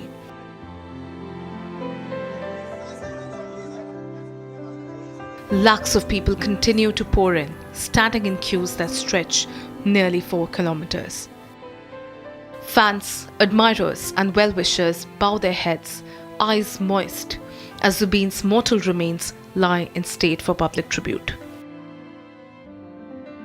Every tear, every folded hand, a testament to the love he commanded. The atmosphere here is one of grief and gratitude. From young children humming his timeless songs to elders who saw him rise from Tura to the heart of Assam's music, people are streaming in endlessly. The silence here speaks louder than words. The mortal remains of their most beloved singer, Zubeen Garg, in the state. And today also, as his mortal remains are kept at the Arjun Bhogeshwar Barua Sports Complex for the public to pay their tributes, you can see people coming out in large number to offer their last respects to the iconic voice of India, to the legend who transcended all horizon and brought together the people under one religion, that is the religion of music. Tomorrow, the final journey. Preparations are underway at war footing for Zubeen Garg's last rites. The state government has extended its mourning period to 4 days, the final day to coincide with his funeral. Chief Minister Himanta Biswa Sarma confirmed the official cause of death as drowning. At the cremation ground, elaborate arrangements are being made to handle the sea of humanity expected tomorrow. Lakhs are set to gather to bid their final farewell. 3 ministers have been tasked by the Chief Minister to oversee every detail, with the CM himself monitoring arrangements closely. The last rites of Music League and Zubeen Garg preparation are at a war footing here in Sonapur, and we are right now bringing you these visuals from Sonapur, where preparations are on at a war footing to complete the job by tomorrow morning. Tomorrow morning, his mortal remains will be brought here. The last funeral journey will start at 8 a.m. in the morning from the Arjun Bhugeshwar Barua Sports Complex, and it is expected to reach here by around 12 in the afternoon, and thereafter the last rites will begin here. The man who gave Assam its heartbeat through music will leave on his final journey tomorrow, carried not just by rituals but by the collective soul of an entire state. For Assam, this is more than just a farewell. It is the parting note of a voice that will forever echo across the Brahmaputra.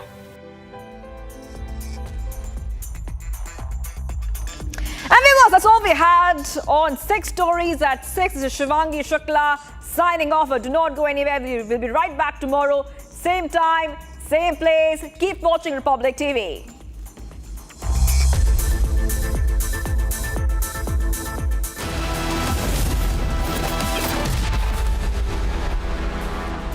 Pure सूजी pasta उबालो मिलाओ और खाओ 8 minute में तैयार क्या taste है सबका राजा आर्नब मसाला Amity has been ranked India's #1 not-for-profit private university for 11th year, with top 10 ranked institutions in management, engineering, biotech, law, masscom, telecom, hospitality, fashion and more. Yet another top ranking for Amity University. MDH की देगी मिर्च देगी मिर्च का तड़का अंग अंग फड़का MDH की देगी मिर्च केसरिया से मन जोगी हुआ रे दिल झूमे देखो तुम्हारा हुआ रे केसरिया से मन जोगी हर पल मनाओ केसरी त्योहार विमल बोलो जुबान केसरी थोड़े में ज्यादा स्वाद यही तो है इसकी खास बात। वाओ मामा क्या स्वाद है। अरे मेरे राजा मसाला। भारत की अपनी दुकान इंडिया सोना अपने देश का सामान इंडिया सोना इंडिया सोना इंडिया सोना MDH की हल्दी मिर्ची धनिया करे कमाल ये रंग दे ये खुशबू दे ये तीखा ये कम पड़े क्या निराला MDH मसाला।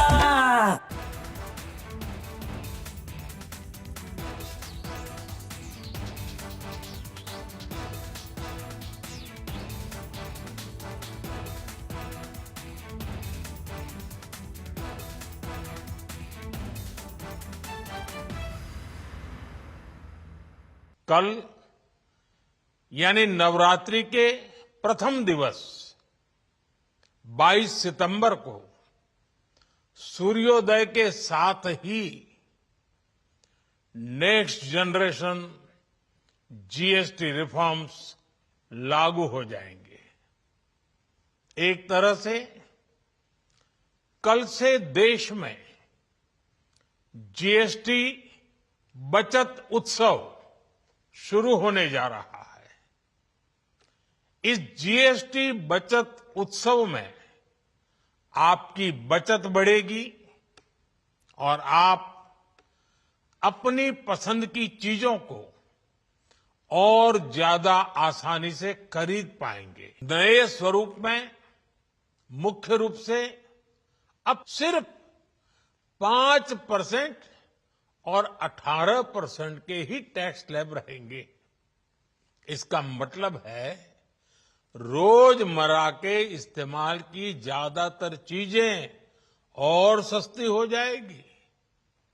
खाने पीने का सामान, दवाइयां, साबुन, ब्रश, पेस्ट, स्वास्थ्य और जीवन बीमा, ऐसे अनेकों सामान, अनेकों सेवाएं या तो टैक्स फ्री होगी या फिर केवल 5% टैक्स देना होगा। जीएसटी कम होने से अब देश के नागरिकों के लिए अपने सपने पूरे करना और आसान होगा। घर बनाना, टीवी, फ्रिज खरीदने की बात हो, स्कूटर, बाइक, कार खरीदना हो, ये सब पर अब कम खर्च करना होगा। आपके लिए घूमना फिरना भी सस्ता हो जाएगा, क्योंकि ज्यादातर होटल्स के कमरों पर भी जीएसटी कम कर दिया गया है। हम नागरिक देवो भवः, नागरिक देवो भवः के जिस मंत्र के साथ आगे बढ़ रहे हैं, नेक्स्ट जनरेशन जीएसटी रिफॉर्म में इसकी साफ झलक दिखाई देती है।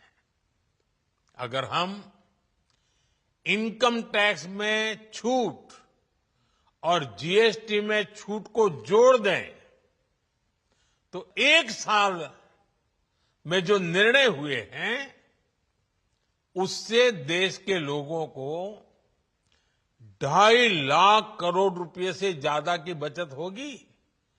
और तभी तो मैं कह रहा हूं ये बचत उत्सव है। साथियों, विकसित भारत के लक्ष्य तक पहुंचने के लिए हमें आत्मनिर्भरता के रास्ते पर चलना ही होगा। साथियों, हम नागरिक देवो भवः, नागरिक देवो भवः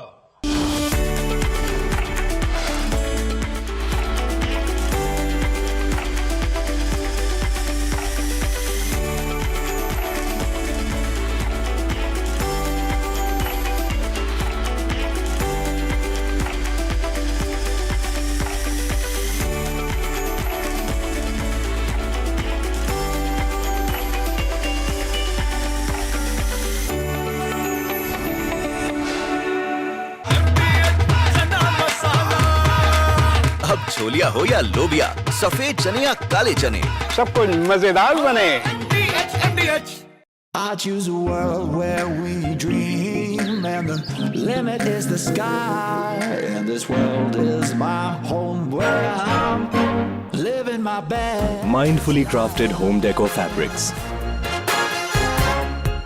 Sansar, a D-Decor brand. Live consciously. Pure सूजी पास्ता उबालो, मिलाओ और खाओ, 8 मिनट में तैयार। क्या टेस्ट है, सबका राजा आर्नब मसाला। इसको घर पे लगाओगे तो शादी का तो पता नहीं, पर घर पक्का नहीं टूटेगा। रुंगटा नहीं तो घर स्ट्रॉन्ग नहीं। रुंगटा स्टील TMT बार एकदम सॉलिड। पहाड़ों में एक हाइकिंग स्टिक भी बन सकती है। आधे बाउल दही में 4 चम्मच MDH चटनी पुदीना मसाला डाला, स्टर करो, पुदीना चटनी तैयार। MDH चटनी पुदीना मसाला। MDH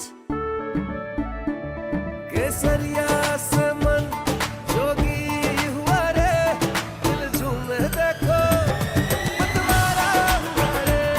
केसरिया से मन जोगी हुआ। हर पल मनाओ केसरी त्योहार। विमल, बोलो जुबान केसरी।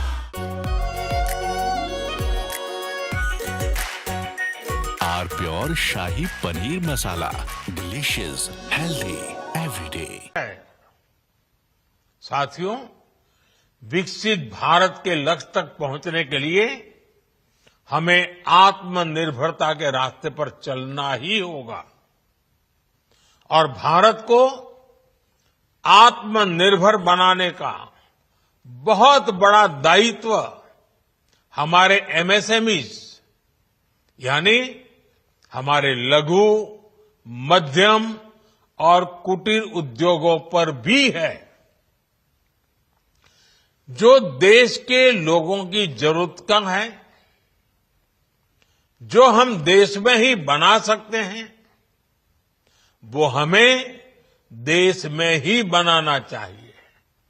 साथियों, जीएसटी की दरें कम होने से नियम और प्रक्रियाएं और आसान बनने से हमारे एमएसएमईज, हमारे लघु उद्योगों को, कुटीर उद्योगों को बहुत फायदा होगा।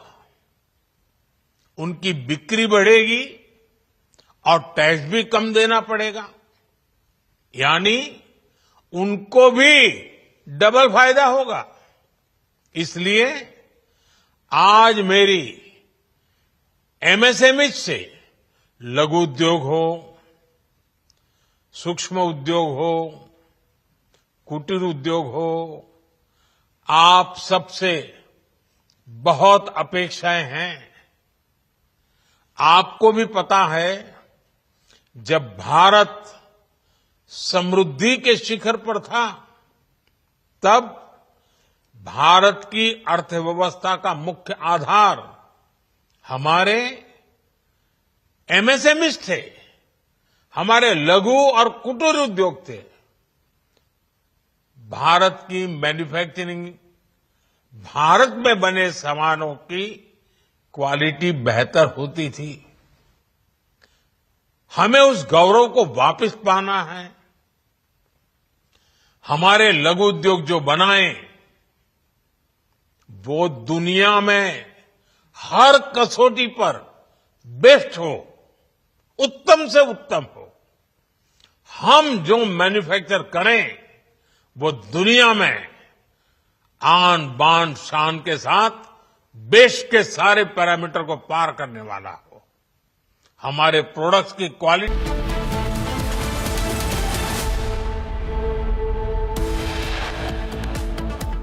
After Pakistan Air Force bombed and killed 30, including children, protests erupt against the massacre in Tira Valley in Khyber Pakhtunkhwa. India's core sector shows promising growth. 8 core industries contributed significantly. Output increased by 6.3% in August 2025. PoK को आक्रमण करके हड़पने की जरूरत नहीं पड़ेगी। तो हमारा पड़ोसी है ही, वो हमारा है ही पीओके। और पीओके के लोग स्वयं ये कहेंगे कि मैं भी भारत हूं, और वह दिन आने वाला है। A big statement by Defence Minister Rajnath Singh on POK says we don't need to capture it. It was always ours and would come back on its own.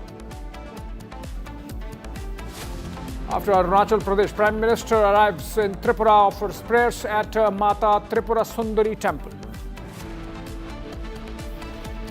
Video surfaces from Tamil Nadu's Sivaganga district. Students asked to read Bible by warden. Complainant alleges conversion plot.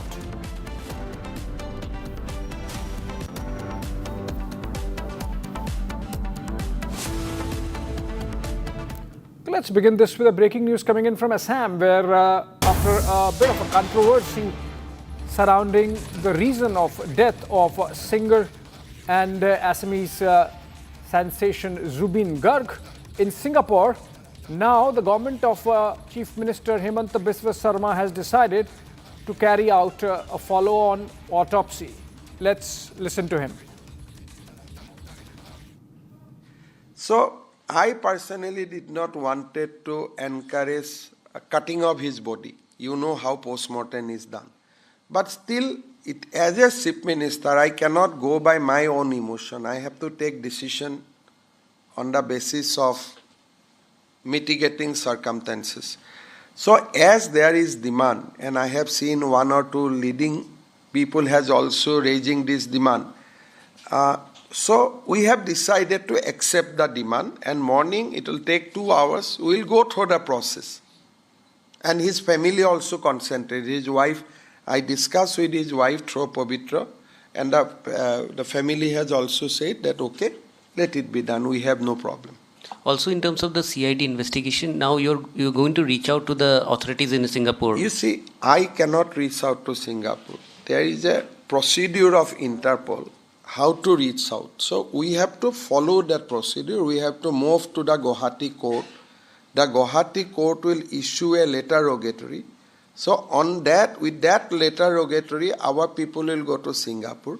And I believe that Singapore will cooperate. তেওঁলোকৰ আজি পুৰোহিত গৈছিলে আৰু পৰিয়ালৰ পৰাও কেইবাজনো ব্যক্তি গৈছিল প্ৰথম তেওঁলোকে অত্যন্ত সন্তুষ্টি প্ৰকাশ কৰিছে আমি যেটো স্থান নিৰ্বাচন কৰিছো they are very happy যে হয় এটা খুব ভাল স্থান এটা নিৰ্ধাৰণ All right, Himanta Biswa Sarma, Assam Chief Minister, there paying tributes to Zubeen Garg and also announcing that under public pressure, his government has decided to carry out an autopsy of the singer's mortal remains tomorrow morning. Also, in fact, another breaking development connected with the same, which is that the Himanta government has also decided to send in Assam police to Singapore and collect all related information and video footage of the incident in which Zubeen died by drowning. Remember, the Singapore government sent in a death certificate, but no autopsy was carried out of the late singer in Singapore.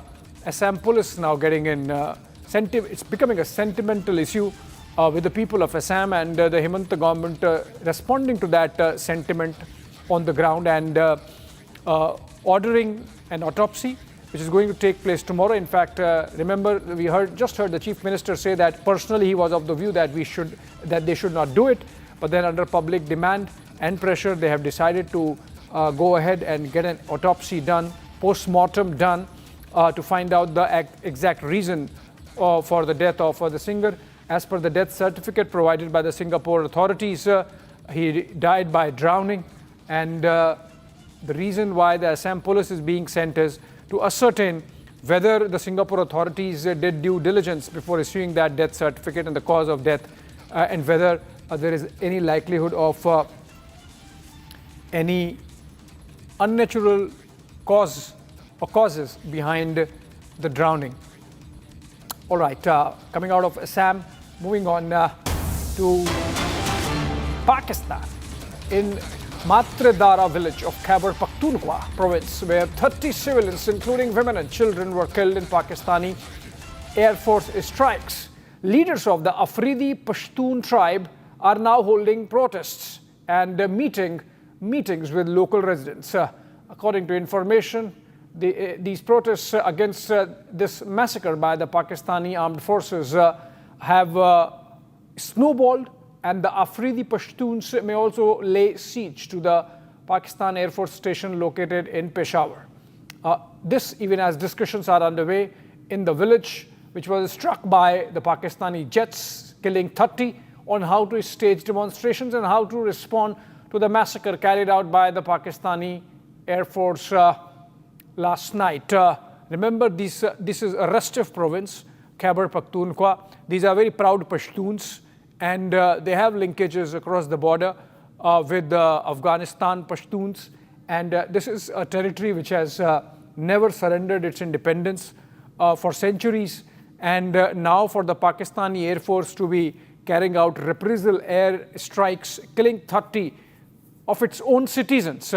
People are angry and livid, and they really want to frame a response, and that's why these meetings going on. These might snowball. We are keeping close track of developments there. There is a lot of anger on the ground. The Pashtun tribe.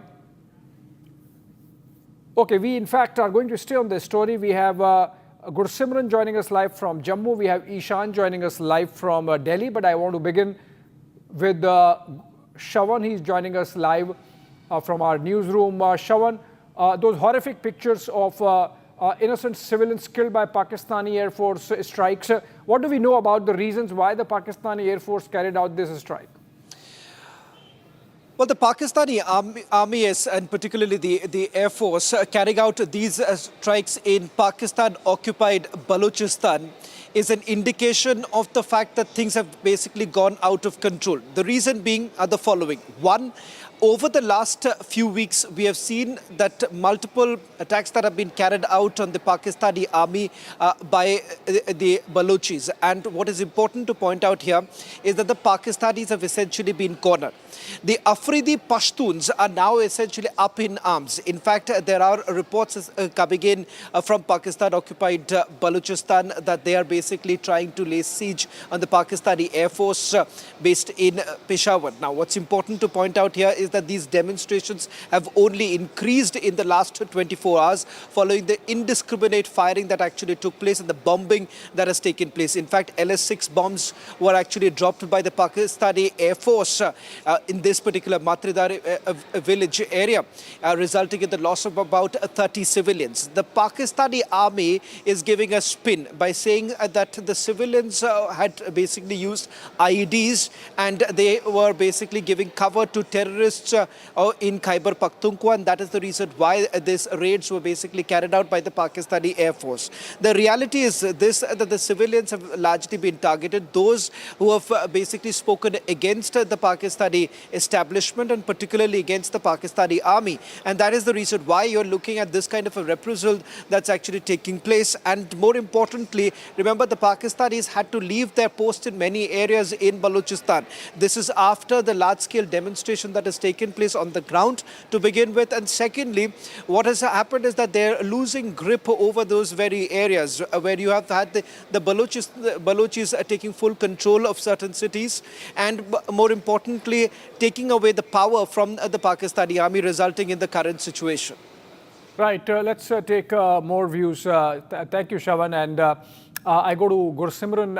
I go to Gursimran now. Gursimran, you are there at our border with Pakistan. Are you getting to hear from your sources that there is restlessness across the border and that Pakistan might be redeploying forces and that this situation can really snowball? See, Abhishek, as Shawan was mentioning, that Pakistan actually is losing the ground. Reason being that the way they have been using the areas like Khyber Pakhtunkhwa as their colonies and the locals have been subjected to a third-class citizen. That is what has rattled the people against the Pakistani armed forces. And also the Operation Spring that was announced by the Tehreek-e-Taliban Pakistan, that has also has seen its actually the results in the Khyber Pakhtunkhwa, that over 100 attacks have been carried out on the Pakistani security forces in the Khyber Pakhtunkhwa itself, which means that the Pakistani side is on the back foot and is completely rattled with the support that these rebel groups are garnering against the Pakistani armed forces and the way these armed groups are carrying out the intensified attacks and have warned of more attacks against the Pakistani armed forces, and this is frustration. Now coming to the present situation that is prevailing on the ground, the Afridi tribe that is holding the meeting, their representatives have said that we have not fallen, actually succumbed to the pressure that was mounted way back by Jahangir and Akbar, so there lies no option that we will be actually succumbing down to the pressure that is being mounted by the Pakistani side. They say that we will fight back like we did with the Mughals when they tried to suppress us, and the history will be repeated and Pakistan will face the same fate. The Pakistani armed forces, they will be facing the same fate. Okay, Gursimran, let me take this to Ishan then. Ishan, what are you hearing from your defense sources? Are we keeping close tab of what's happening across the border in Peshawar? Abhishek, we are keeping a very close tab on the ongoing incident in Peshawar. Especially this incident has caused a lot of uproar and unrest in the region, and a lot of the people over there are protesting. This has been a long-standing disenchantment of the people, where resources of the region through multiple projects have been diverted for Pakistan, but none of the development has reached this region. The people of this region feel disenfranchised and they feel that... Go ahead, Ishan, go ahead. They feel that this disenfranchisement and relocation of wealth from this region to other regions of Pakistan is incorrect. And recently the developments of all the through Chinese investment in the region have also been in a way making the region more vulnerable for exploitation, such as mining and environmental exploitations. Okay. Thank you so much. Ishan. TTP has been protesting against these. Yeah, of course, the TTP has been protesting, but these are civilians killed by Pakistani armed forces, their own citizens. And that's the reason why we are focusing on this. That's the reason why we are getting these reports from the ground that this could snowball. We'll keep close tabs. Moving on for now. And back to New Delhi, where the Modi government has approved the release of 25 lakh additional LPG connections under the Pradhan Mantri Ujjwala Yojana during the financial year 2025-26. With this expansion, the total number of PMUY connections will rise to 10.58 crores. That's the government's decision to release an additional 25 lakh LPG connections at a cost of rupees 676 crores to the exchequer.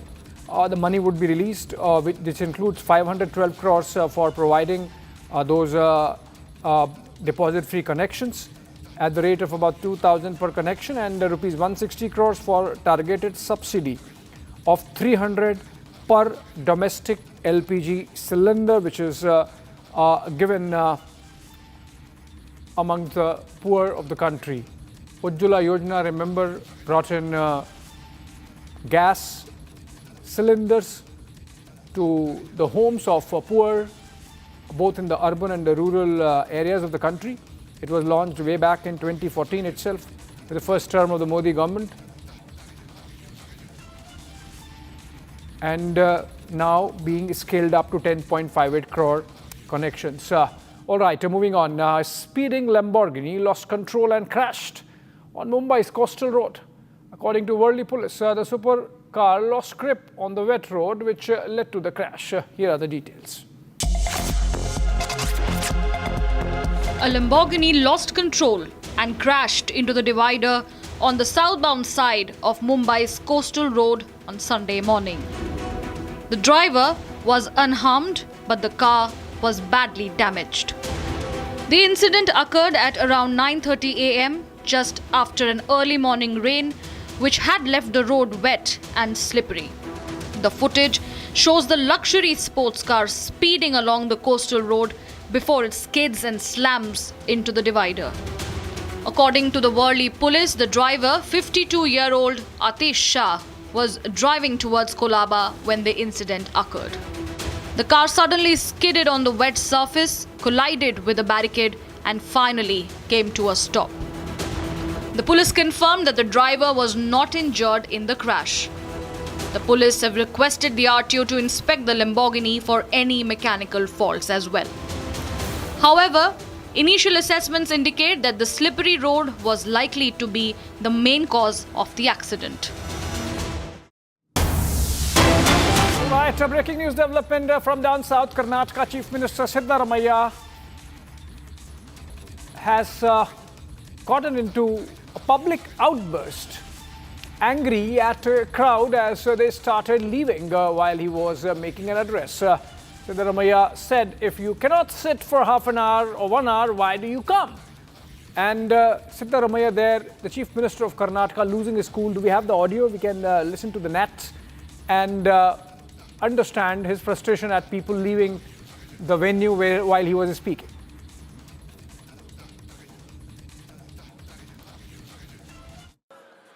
ಬಂಧುಗಳೇ, ತಾಯಂದಿರೇ, ಮಾಧ್ಯಮದ ಸ್ನೇಹಿತರೆ, ಇನ್ನೊಂದು ಸ್ವಲ್ಪ ಹೊತ್ತು ಕೂತ್ಕೊಳ್ಳೋಕ್ಕಾಗಲ್ಲ ನಿಮಗೆ? ಕೂತ್ಕೊಳ್ಳ, ಅವನು ಯಾರವನು? ಒಂದ್ಸಾರಿ ಹೇಳಿದ್ರೆ ಗೊತ್ತಾಗಲ್ಲ ನಿಮ್ಗೆ? ಯಾಕೆ ಬರ್ತೀರಿ ನೀವು ಇಲ್ಲಿಗೆ? ಮನೇಲಿ ಇರ್ಬೇಕಾಗಿತ್ತು.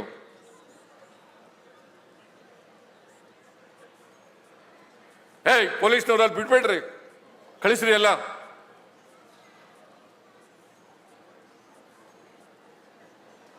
ಒಂದು ಅರ್ಧ ಗಂಟೆ 1 ಗಂಟೆ ಕೂತ್ಕೊಳ್ಳೋಕ್ಕಾಗಲ್ಲ ಅಂತಂದ್ರೆ ಯಾಕೆ ಬರ್ತೀರಿ ಇಲ್ಲಿಗೆ ಫಂಕ್ಷನ್ಗೆ ನೀವು?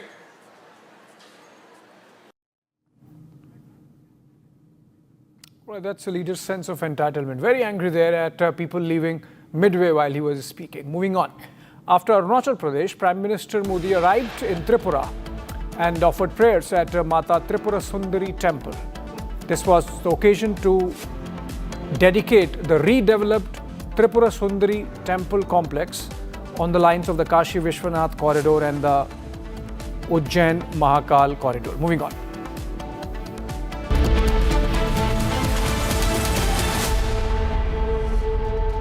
थोड़े में ज्यादा स्वाद ये तो है इसकी खास बात। वाओ मामा क्या स्वाद है? अरे मेरे राजा। Amity has been ranked India's #1 not-for-profit private university for 11th year, with top 10 ranked institutions in management, engineering, biotech, law, mass comm, telecom, hospitality, fashion and more. Yet another top ranking for Amity University. अब छोलिया हो या लोबिया, सफेद चने या काले चने, सब कुछ मजेदार बने। त्योहार की खुशियां होंगी double. Hyundai super delight days में आपकी मनपसंद कार्स पर मिल रही है कमाल के डील्स। वैसे लोगे तो आप हुंडई, चाहे दिल की सुनो या डील्स की। आर प्योर सूजी पास्ता उबालो मिलाओ और खाओ 8 मिनट में तैयार। क्या टेस्ट है सबका राजा आर प्योर मसाला।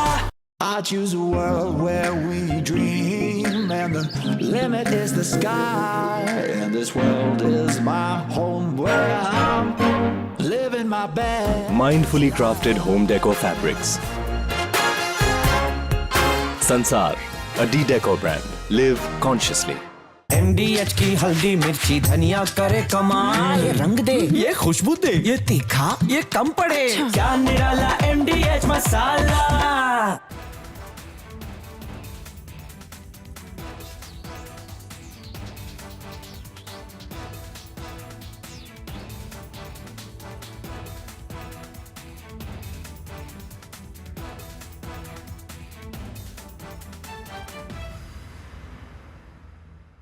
साथियों, हम नागरिक देवो भवः, नागरिक देवो भवः के जिस मंत्र के साथ आगे बढ़ रहे हैं, नेक्स्ट जनरेशन जीएसटी रिफॉर्म में इसकी साफ झलक दिखाई देती है।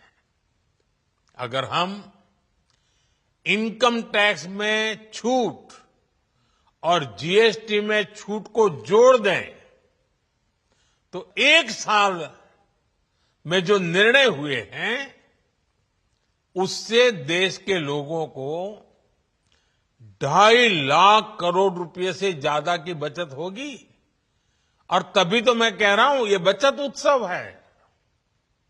साथियों, विकसित भारत के लक्ष्य तक पहुंचने के लिए हमें आत्मनिर्भरता के रास्ते पर चलना ही होगा और भारत को आत्मनिर्भर बनाने का बहुत बड़ा दायित्व हमारे एमएसएमईज यानी हमारे लघु, मध्यम और कुटीर उद्योगों पर भी है,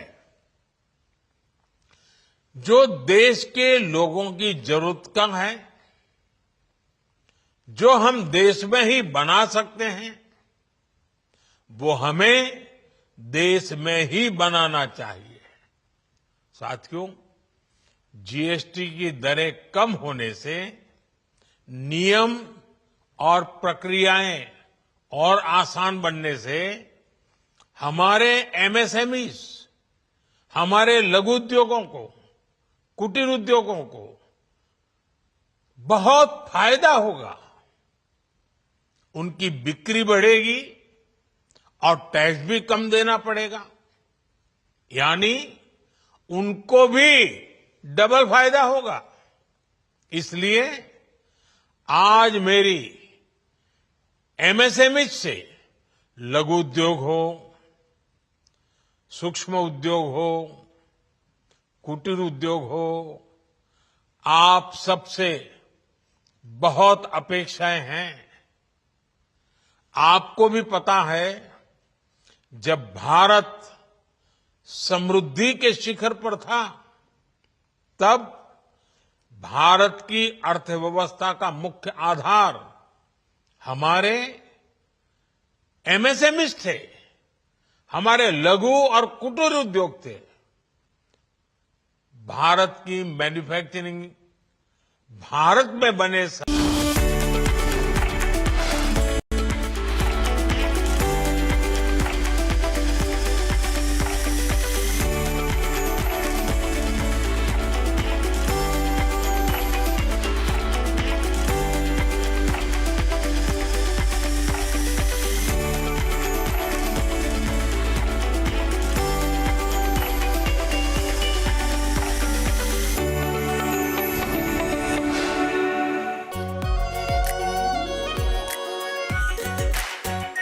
are pure shahi paneer masala, delicious, healthy, everyday.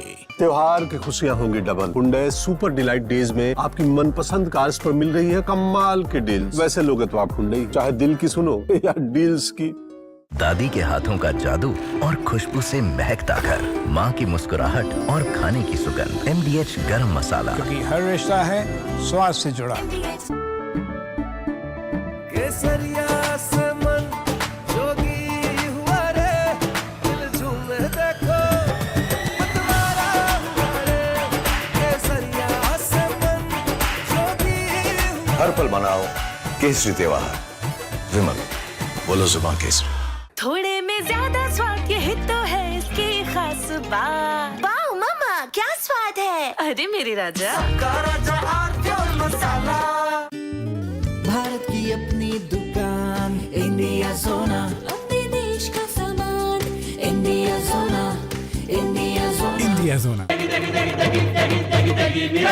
MDH की देगी मिर्च, देगी मिर्च का तड़का, अंग अंग फड़का। MDH की देगी मिर्च। कल यानी नवरात्रि के प्रथम दिवस 22 सितंबर को सूर्योदय के साथ ही नेक्स्ट जनरेशन GST रिफॉर्म्स लागू हो जाएंगे।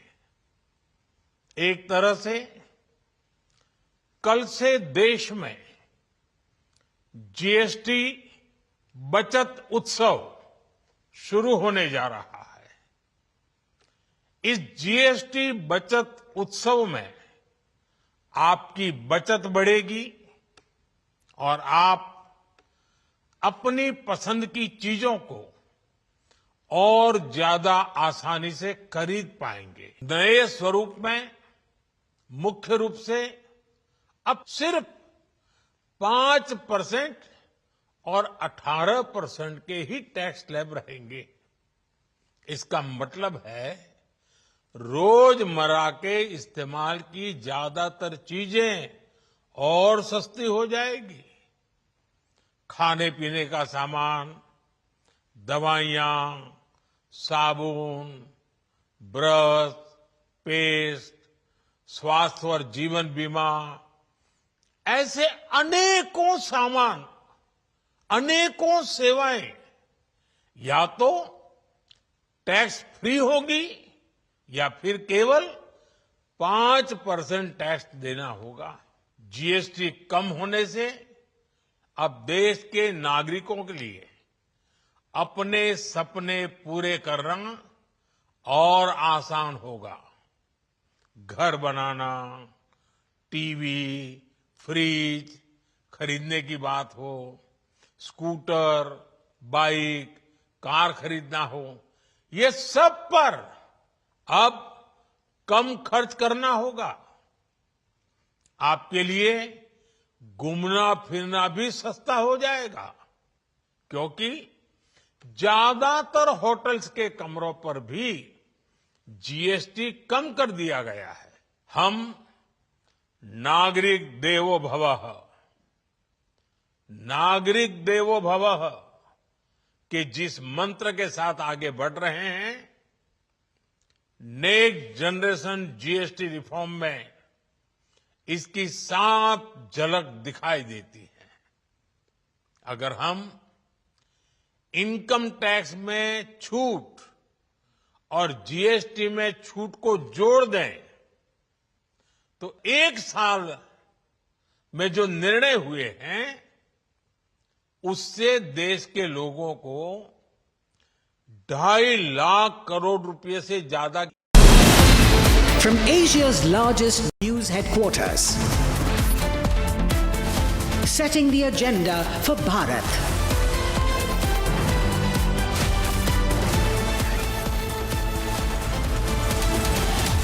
You're watching Republic.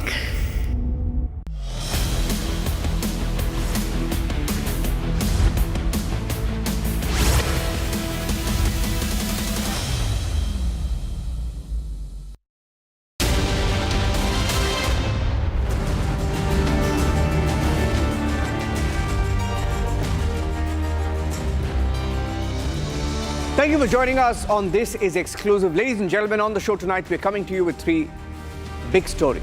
Exclusive inputs on, first up, the story from Pakistan, the visuals of Pakistan bombing Pakistanis.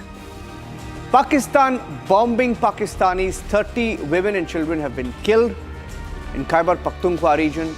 We have some exclusive details coming up on the show this evening. First up, the headlines.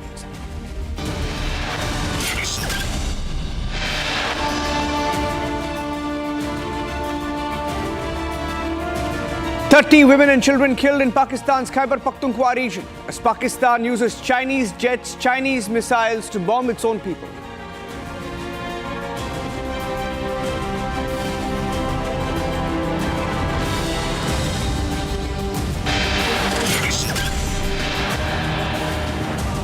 The wife of the masked man speaking out on Republic Kannada for the first time on the show. We reveal how he was used as a pawn by activists to target a temple.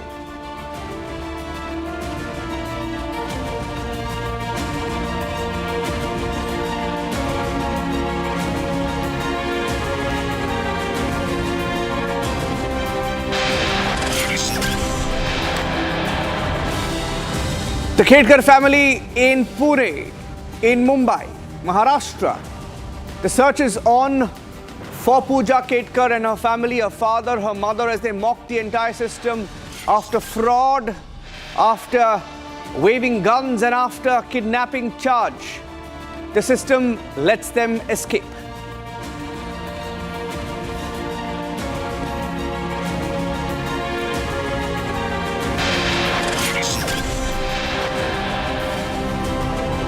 India's core sector showing promising growth. 8 core industries contributing significantly. Positive sign for the economy.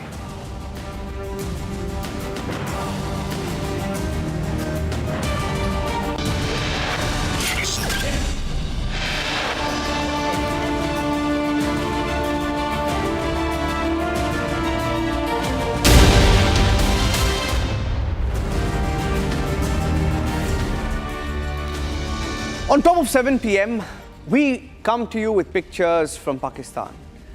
The terror state is targeting its own people. Khyber Pakhtunkhwa region in Pakistan has witnessed a series of deadly air and drone strikes that have killed 30 citizens in the last 12 to 24 hours. Many of them are children.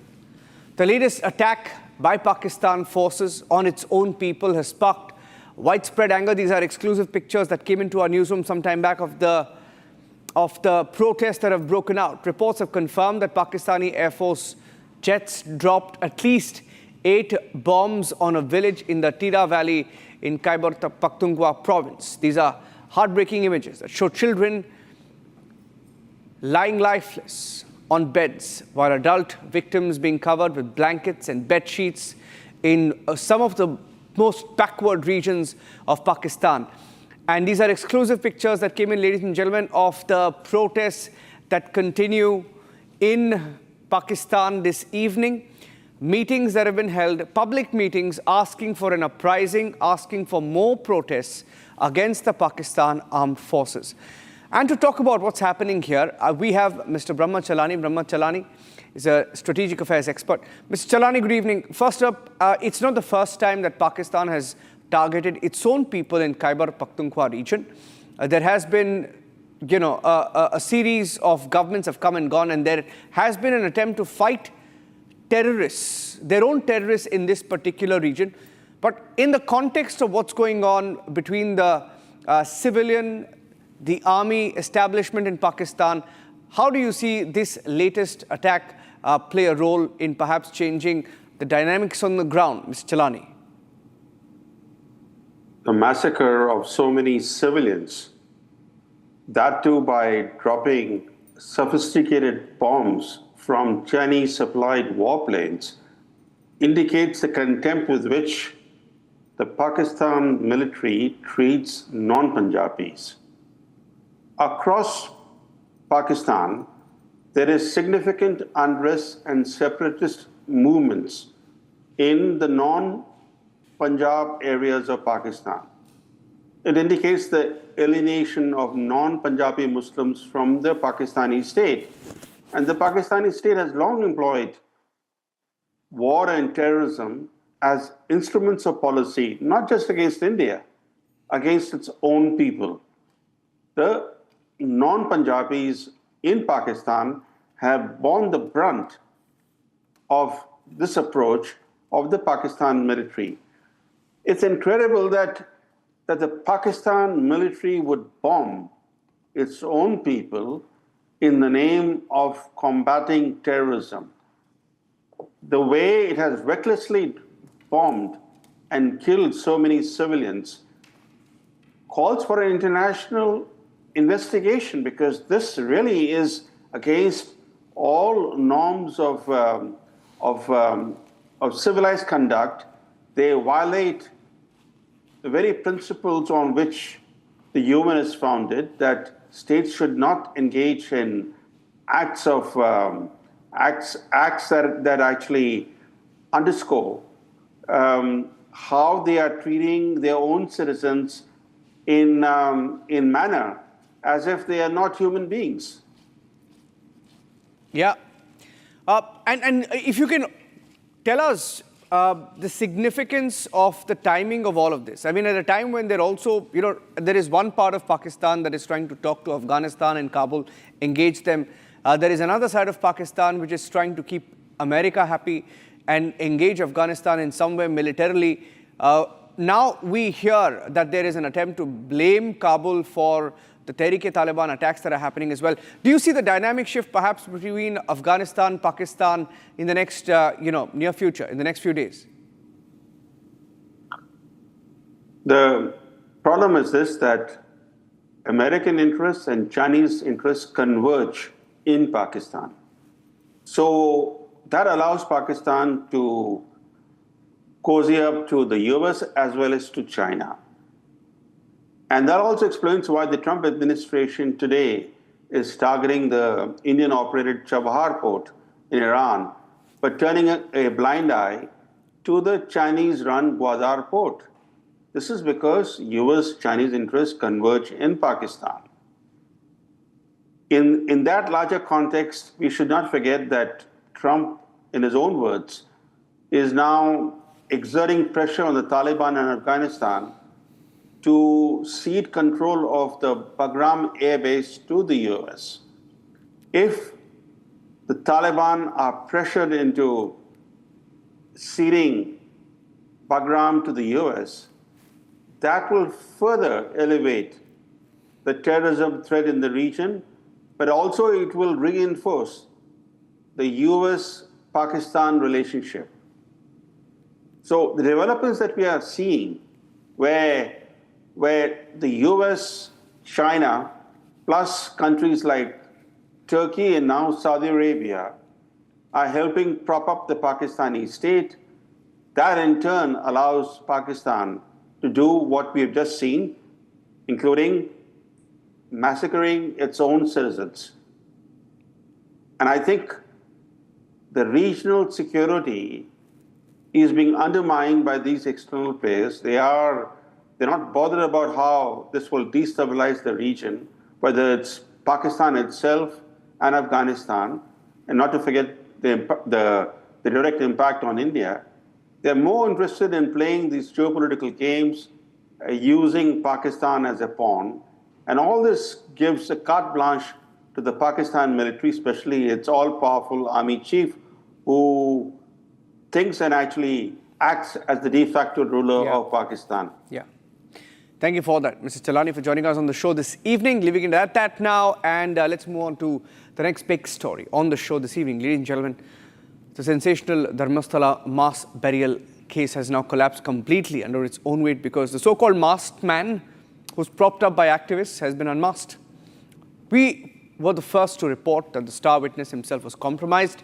Today we have a big exclusive on the show. The wife of the masked man has spoken to Republic.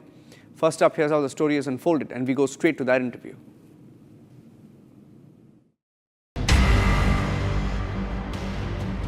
Republic Kannada has been at the forefront of unmasking the biggest conspiracy against Hindus.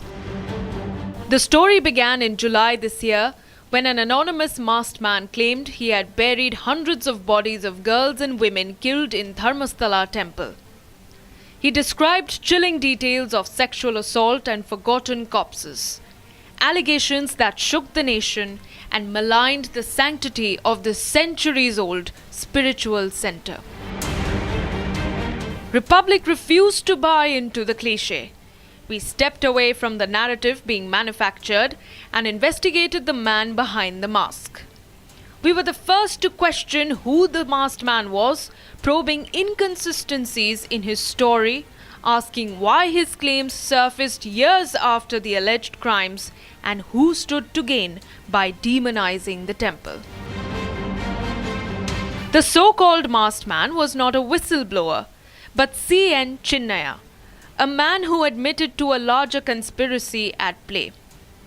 The first big reveal was that the face behind the mask was compromised, and he stood vindicated.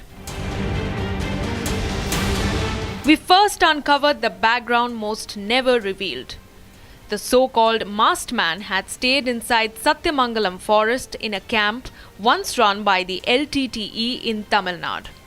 Not only this, he hosted a missionary called Arnab Goswami, known for conversion activities at his residence, shedding more light on who was linked to him. They fought each other. For what reasons, I don't know.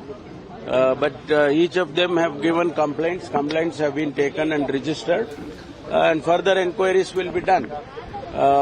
Whatever has happened, it is under control. Absolutely nothing to worry about. But we will not, this entire SIT investigation will not be hampered because of this reason.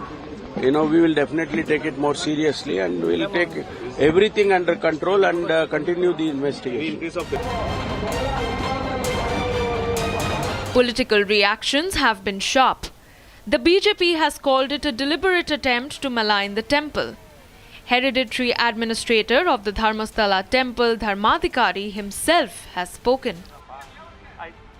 The efforts made over the last couple of months by an entire ecosystem was to defame, destabilize the faith that millions hold towards holy Dharmasthala.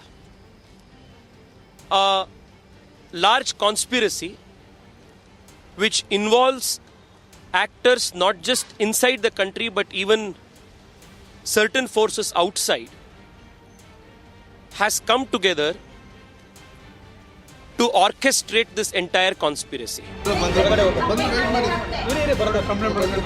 And Republic Kannada has nailed another lie, another false witness spinning fiction for the conspiracy. This is Sujata Bhatt. Not long ago, she claimed that her daughter, an MBBS student named Ananya Bhatt, had gone missing from the temple, fueling the so-called mass burial case. Her allegations helped build the narrative of horror against the shrine. Republic Kannada confronted her. Sujata admitted she never had a daughter by that name. On camera, in her own words, she accepted that Ananya Bhatt never existed. ಅನನ್ಯ ಭಟ್ ನನ್ನ ಮಗಳಲ್ಲ. ಅನನ್ಯ ಭಟ್ ನಿಮ್ಮ ಮಗಳಲ್ಲ. ಮಗಳಲ್ಲ. ಅನನ್ಯ ಭಟ್ ನನ್ನ ಮಗಳಲ್ಲ ಅಂತ ಸುಜಾತ ಭಟ್ ಅವರು republic Kannada ಸ್ಟುಡಿಯೋದಲ್ಲಿ ಕುತ್ಕೊಂಡು ಹೇಳ್ತಾ ಇದ್ದಾರೆ. ಅಮ್ಮ, ಅನನ್ಯ ಭಟ್ ನಿಮ್ಮ ಮಗಳಲ್ವಾ? ನನ್ನ ಮಗಳಲ್ಲ. ಮತ್ತೆ ಯಾರ ಮಗಳು ಅನನ್ಯ ಭಟ್? ಅರವಿಂದ್ ವಿಮಲಾ ಭಟ್ ಅವರ ಮಗಳು ಅನನ್ಯ Bhat. That one admission destroys weeks of manufactured lies. Here it was, planted testimonies, fabricated victims, and an attempt to drag Dharmastala into shame. A gang of YouTubers and other conspirators got together to bring down what they call the 2,000 crore Dharmastala empire. And look at the intent. This was not about justice. This was about defaming a Hindu place of worship, while others and YouTubers fanned sensational claims. Republic stayed firm. We asked the uncomfortable questions. We tested witness credibility. We broke the story when others swallowed it blind. Okay, so that was the backgrounder, that was the story so far, but here's the exclusive conversation with Republic Kannada's editor, Shobha. This is Chinnaya's wife, the masked man's wife, claiming that her husband was set up by a few activists. It's a big Republic Kannada expose on the Dharmastala hoax. ಗಂಡಸು ಅಂದ್ರೆ ಚಿನ್ನಯ್ಯ ಅವ್ರು ಹೇಳಿದ್ದು ಧರ್ಮಸ್ಥಳದಲ್ಲಿ ಒಂದಷ್ಟು ಕೊಲೆಗಳು ಅತ್ಯಾಚಾರಗಳಾಗಿತ್ತು ಅದನ್ನ ಇವರೇ ಹೇಳ್ಕೊಟ್ಟು ಹಾಕಿರೋದು ಮೇಡಮ್. ಯಾರು ಹೇಳ್ಕೊಟ್ಟಿರೋದು? ಗ್ರೀಸ್ ಮಟ್ಟಣ್ಣ, ತಿಮ್ಮಾರೆಡ್ಡಿ, ಈ ವಿಠ್ಠಲ ಇವರೆಲ್ಲ ಏನೋ ಒಂದು ಸಜ್ಜಿ ಏನ್ ನಡೀತದಂತ ಗೊತ್ತಿಲ್ಲ ಮೇಡಮ್. ಇವ್ರನ್ನ 1-2 ತಿಂಗಳೆಲ್ಲ ಅವರೇ ಲಾಕ್ ಮಾಡಿ ಮಡಗಿದ್ರಂತ ಮೇಡಮ್. ನಿಮ್ಮ ಮನೆಯವರನ್ನ? ನಮ್ಮ ಮನೆ ಗಂಡಸು. ಅಂದ್ರೆ ಚಿನ್ನಯ್ಯ ಅವ್ರು ಹೇಳಿದ್ದು ಧರ್ಮಸ್ಥಳದಲ್ಲಿ ಒಂದಷ್ಟು ಕೊಲೆಗಳು ಅತ್ಯಾಚಾರಗಳಾಗಿತ್ತು ಅದನ್ನ ಇವರೇ ಹೇಳ್ಕೊಟ್ಟು ಹಾಕಿರೋದು ಮೇಡಮ್. ಯಾರು ಹೇಳ್ಕೊಟ್ಟಿರೋದು? ಗ್ರೀಸ್ ಮಟ್ಟಣ್ಣ, ತಿಮ್ಮಾರೆಡ್ಡಿ, ಈ ವಿಠ್ಠಲ ಇವರೆಲ್ಲ ಏನೋ ಒಂದು ಸಜ್ಜಿ ಏನ್ ನಡೀತದಂತ ಗೊತ್ತಿಲ್ಲ ಮೇಡಮ್. ಇವ್ರನ್ನ 1-2 ತಿಂಗಳೆಲ್ಲ ಅವರೇ ಲಾಕ್ ಮಾಡಿ ಮಡಗಿದ್ರಂತ ಮೇಡಮ್. ನಿಮ್ಮ ಮನೆಯವರನ್ನ? ನಮ್ಮ ಮನೆಯವ್ರನ್ನ. That's a big expose. She claims that her husband was locked up for 2 months by these people, indicating that perhaps he was coached, trained by these activists, further confirming the conspiracy. Smita.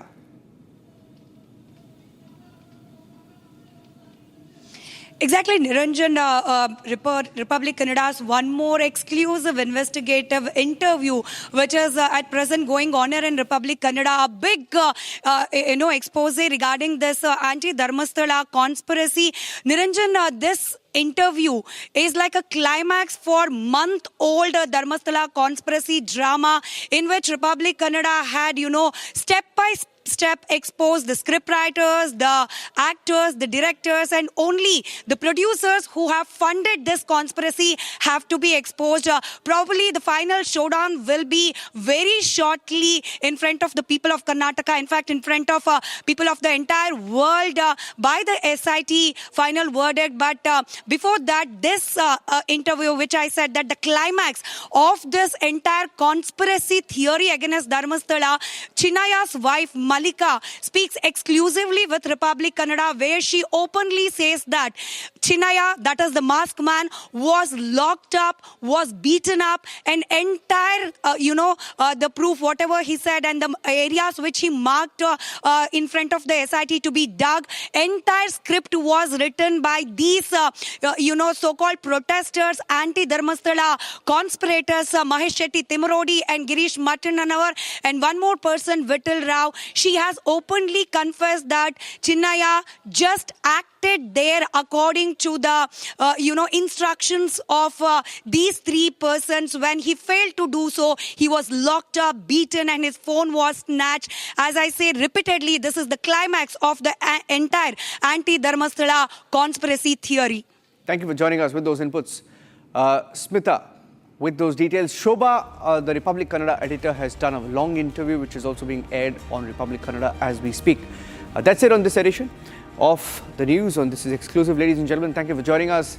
Catch the debate at 9 p.m. with Arnab. Stay tuned.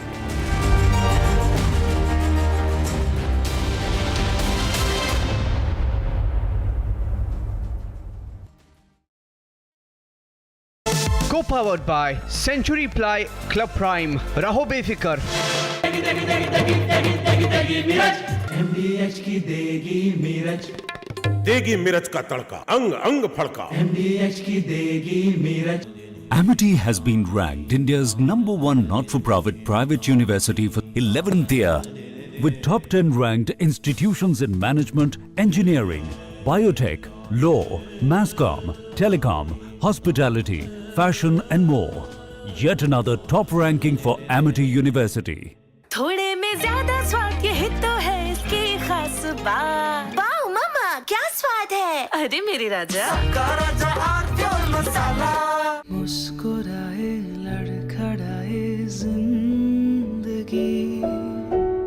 चाहे जो भी हो। Sir, patient के लिए कौन सा room prefer करेंगे आप? जिंदगी भर के प्यार का कोई रेट कार्ड नहीं होता। Tata AIG health insurance, with you like family, with you always. I choose a world where we dream, and the limit is the sky, and this world is my home where I'm living my best. Mindfully crafted home decor fabrics. Sansar, a D-Decor brand. Live consciously. आधे bowl दही में 4 चम्मच MDH चटनी पुदीना मसाला डाला, stir करो, पुदीना चटनी तैयार। MDH चटनी पुदीना मसाला। त्योहार की खुशियां होंगी double. Hyundai super delight days में आपकी मनपसंद कार्स पर मिल रही है कमाल के डील्स। वैसे लोगे तो आप हुंडई चाहे दिल की सुनो या डील्स की।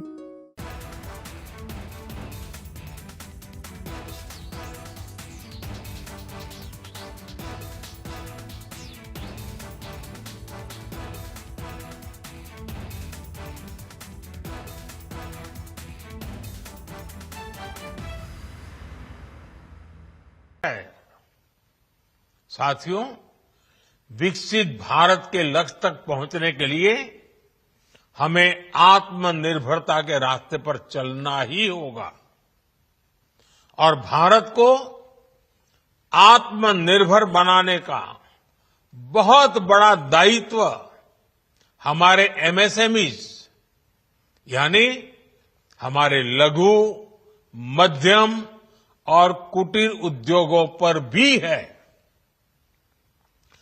जो देश के लोगों की जरूरत कम है, जो हम देश में ही बना सकते हैं, वो हमें देश में ही बनाना चाहिए। साथियों, GST की दरें कम होने से नियम और प्रक्रियाएं और आसान बनने से हमारे MSMEs, हमारे लघु उद्योगों को, कुटीर उद्योगों को बहुत फायदा होगा। उनकी बिक्री बढ़ेगी और टैक्स भी कम देना पड़ेगा, यानी उनको भी डबल फायदा होगा। इसलिए आज मेरी MSME से लघु उद्योग हो, सूक्ष्म उद्योग हो, कुटीर उद्योग हो, आप सबसे बहुत अपेक्षाएं हैं। आपको भी पता है, जब भारत समृद्धि के शिखर पर था, तब भारत की अर्थव्यवस्था का मुख्य आधार हमारे MSMEs थे, हमारे लघु और कुटीर उद्योग थे। भारत की मैन्युफैक्चरिंग, भारत में बने सामानों की क्वालिटी बेहतर होती थी। हमें उस गौरव को वापस पाना है। हमारे लघु उद्योग जो बनाए, वो दुनिया में हर कसौटी पर बेस्ट हो, उत्तम से उत्तम हो। हम जो मैन्युफैक्चर करें, वो दुनिया में आन बान शान के साथ बेस्ट के सारे पैरामीटर को पार करने वाला हो। हमारे प्रोडक्ट्स की क्वालिटी दुनिया में भारत की पहचान बढ़ाए, भारत का गौरव बढ़ाए। हमें इस लक्ष्य को लेकर काम करना है। साथियों, देश की स्वतंत्रता को जैसे स्वदेशी के मंत्र से ताकत मिली, वैसे ही देश की समृद्धि को भी स्वदेशी के मंत्र से ही शक्ति मिलेगी। कल यानी नवरात्रि के प्रथम दिवस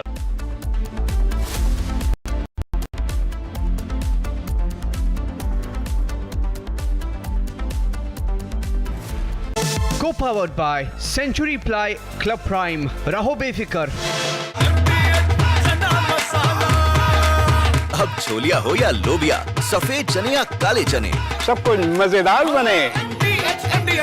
पैसा लगाना है तो सेंचुरी प्लाई क्लब प्राइम पे लगाओ, डूबेगा नहीं, जलेगा भी नहीं, कोई खा नहीं जाएगा, धोखा नहीं देगा, ऊपर नीचे भी नहीं होगा, सेफ रहेगा, सिक्योर्ड, मिनिमम 30 साल का रिटर्न देगा। अब इससे बेटर इन्वेस्टमेंट है तो बताओ। सेंचुरी प्लाई क्लब प्राइम, रहो बेफिक्र। आर प्योर सूजी पास्ता उबालो मिलाओ और खाओ, 8 मिनट में तैयार। क्या टेस्ट है, सबका राजा आर प्योर मसाला। मुस्कुराए लड़खड़ाए जिंदगी, चाहे जो भी हो। सर, पेशेंट के लिए कौन सा रूम प्रेफर करेंगे आप? जिंदगी भर के प्यार का कोई रेट कार्ड नहीं होता। Tata AIG health insurance, with you like family, with you always. इसको घर पे लगाओगे तो शादी का तो पता नहीं, पर घर पक्का नहीं टूटेगा। रुंगटा नहीं तो घर स्ट्रॉन्ग नहीं। रुंगटा स्टील TMT बार एकदम सॉलिड। पहाड़ों में एक हाइकिंग स्टिक भी बन सकती है। MDH की हल्दी मिर्ची धनिया करे कमाल, ये रंग दे, ये खुशबू दे, ये तीखा, ये कम पड़े, क्या निराला MDH मसाला। साथियों, हम नागरिक देवो भवः, नागरिक देवो भवः के जिस मंत्र के साथ आगे बढ़ रहे हैं, नेक्स्ट जनरेशन GST रिफॉर्म में इसकी साफ झलक दिखाई देती है। अगर हम इनकम टैक्स में छूट और GST में छूट को जोड़ दें तो 1 साल में जो निर्णय हुए हैं उससे देश के लोगों को 2.5 लाख करोड़ रुपए से ज्यादा की बचत होगी। और तभी तो मैं कह रहा हूं ये बचत उत्सव है। साथियों, विकसित भारत के लक्ष्य तक पहुंचने के लिए हमें आत्मनिर्भरता के रास्ते पर चलना ही होगा और भारत को आत्मनिर्भर बनाने का बहुत बड़ा दायित्व हमारे MSMEs यानी हमारे लघु, मध्यम और कुटीर उद्योगों पर भी है, जो देश के लोगों की जरूरत का है, जो हम देश में ही बना सकते हैं, वो हमें देश में ही बनाना चाहिए। साथियों, GST की दरें कम होने से नियम और प्रक्रियाएं और आसान बनने से हमारे MSMEs, हमारे लघु उद्योगों को, कुटीर उद्योगों को बहुत फायदा होगा। उनकी बिक्री बढ़ेगी और टैक्स भी कम देना पड़ेगा, यानी उनको भी डबल फायदा होगा। इसलिए आज मेरी MSMEs से लघु उद्योग हो, सूक्ष्म उद्योग हो, कुटीर उद्योग हो, आप सबसे बहुत अपेक्षाएं हैं।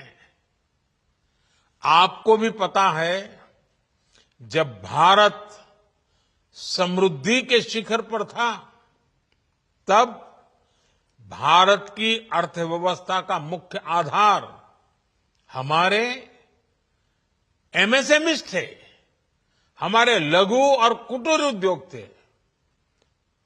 भारत की मैन्युफैक्चरिंग, भारत में बने सामानों की क्वालिटी बेहतर होती थी। हमें उस गौरव को वापस पाना है। हमारे लघु उद्योग जो बनाए वो दुनिया में हर कसौटी पर बेस्ट हो, उत्तम से उत्तम हो।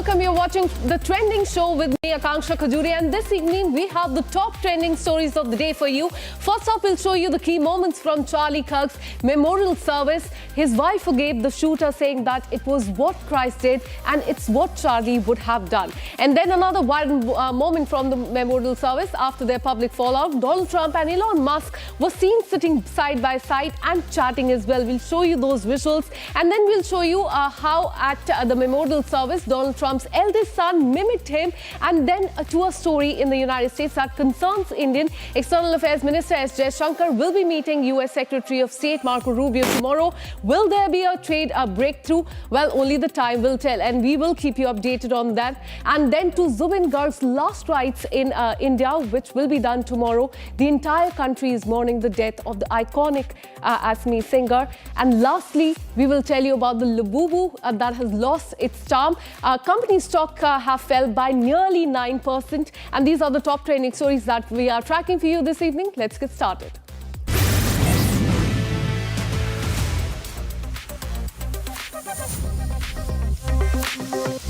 Thousands gathered at a packed State Farm Stadium in Arizona on Sunday to pay tribute and honor the right-wing activist Charlie Kirk.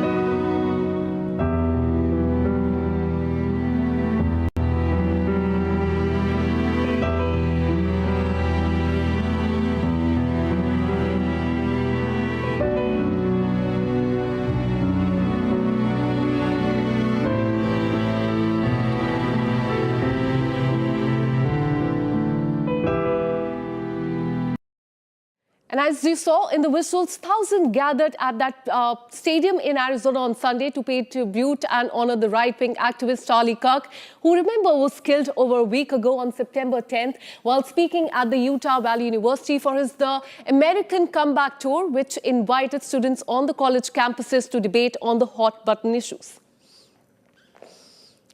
In the arena packed with supporters and famous MAGA faces such as President Donald Trump, Vice President J.D. Vance and, among others, Erica Kirk, wife of slain Charlie Kirk, took to the podium delivering a tearful speech in which she said that she has forgiven her husband's alleged killer.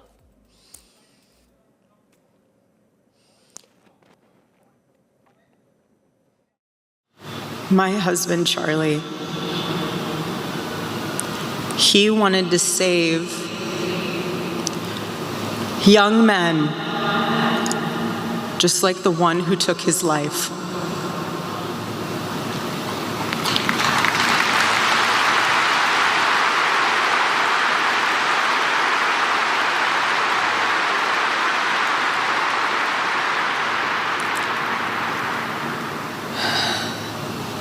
That young man.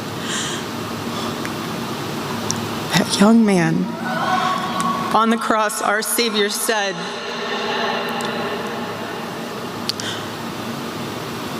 "Father, forgive them, for they not know what they do." That man, that young man, I forgive him.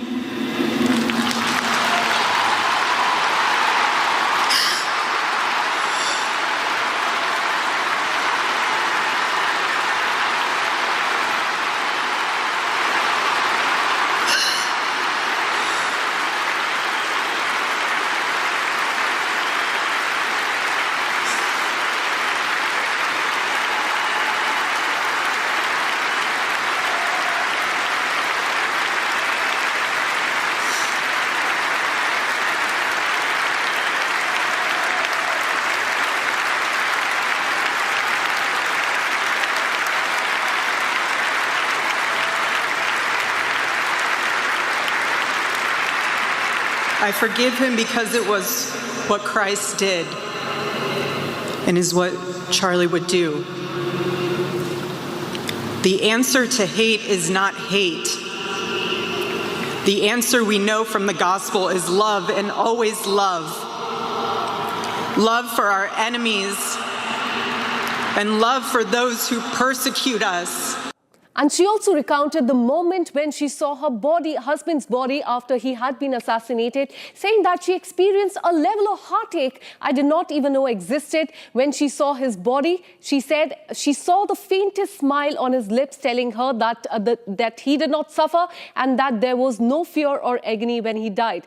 The 36-year-old also said that she would take forward her husband's work. She's been elected as the CEO of Turning Point USA and that the campus events will continue, adding, and I quote, "No assassin will ever stop us for standing up to defend those rights ever." Pointed in the direction of truth and beauty. And so I promise you today, every part of our work will become greater. I am tremendously honored to be the new CEO of Turning Point USA.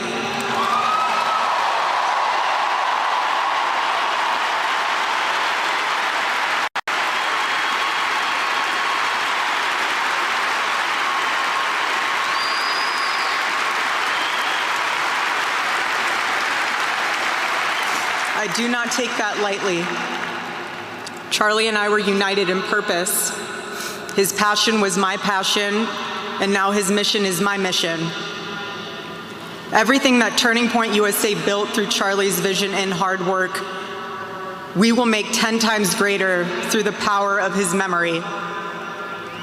Chapters will grow, thousands of new ones will be created. TPUSA Faith will add thousands of new pastors and congregations. And the First Amendment protects our right to do both.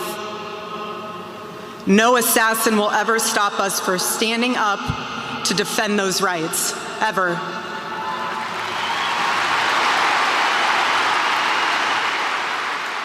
And Charlie Kirk's memorial ended with US President Donald Trump's speech in which he celebrated the right-wing activist's life and ramped up his political rhetoric against his opponent. He further went on to describe Charlie Kirk as a great American hero. Watch this. Did what was right for our nation. And so on that terrible day, September 10th, 2025, our greatest evangelist for American liberty became immortal. He's a martyr now for American freedom.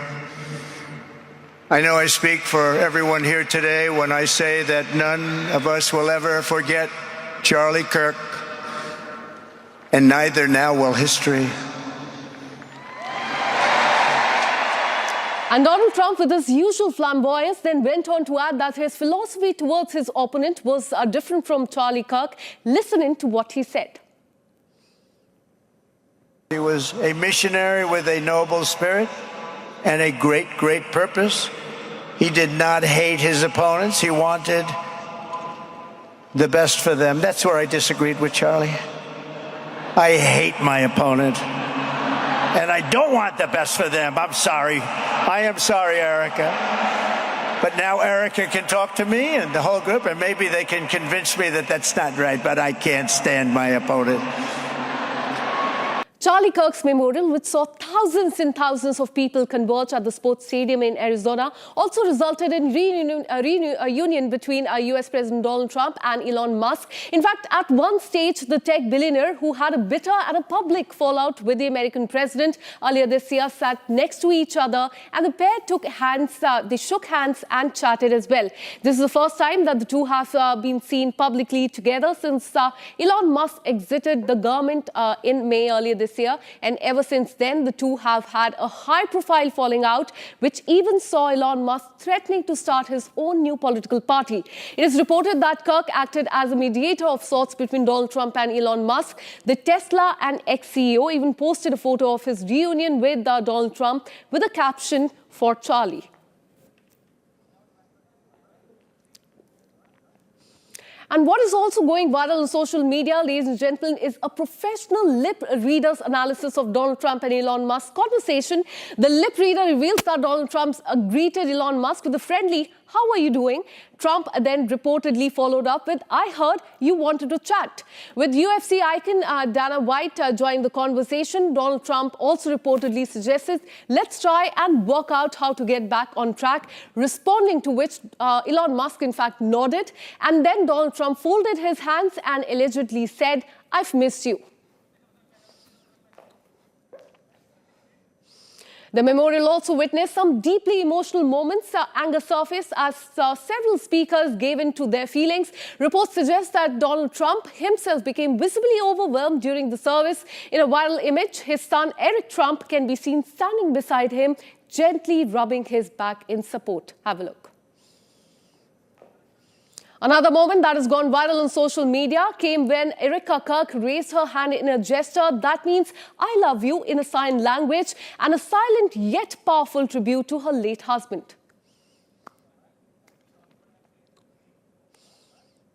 And Donald Trump Jr. also lightened the atmosphere at the Charlie Kirk's memorial by humorously mimicking his father, recalling moments when the president urged him to tone down his social media posts. Donald Trump, meanwhile, looked rather proud at the accuracy of the mimicry. Watch this.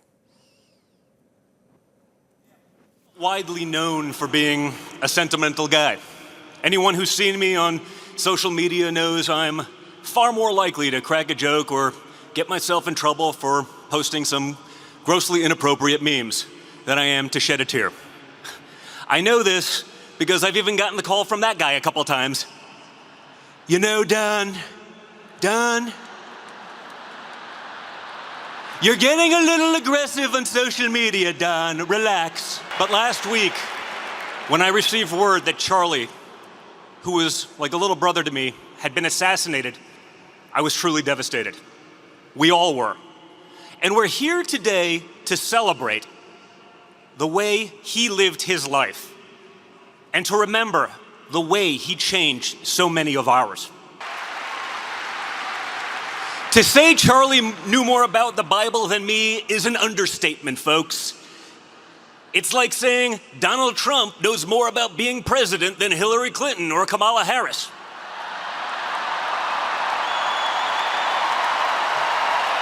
No kidding. But when Charlie was asked in an interview how he'd want to be remembered, he said, I want to be remembered for my courage, for my faith. And let me tell you guys, those were not empty words. Last week, Charlie joined a long line of courageous men and women who were martyred for what they believe. Now shifting our focus to another story from the United States that concerns India. External Affairs Minister S. Jaishankar is all set for his first face-to-face with US Secretary of State Marco Rubio in New York tomorrow. The high-stakes meeting comes on the sideline of the 80th United Nations General Assembly at a time when US-India ties are under the global spotlight. The timing could not be more crucial days after President Donald Trump's steep 25 tariff strikes on Indian goods. And on the table are trade tensions, Russian oil, Indo-Pacific security, and the future of India-US partnership.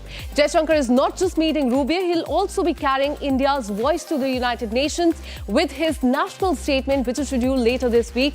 And alongside that, he's already begun a flurry of bilaterals there, starting with Philippines Foreign Affairs Secretary, strengthening the regional security and maritime cooperation.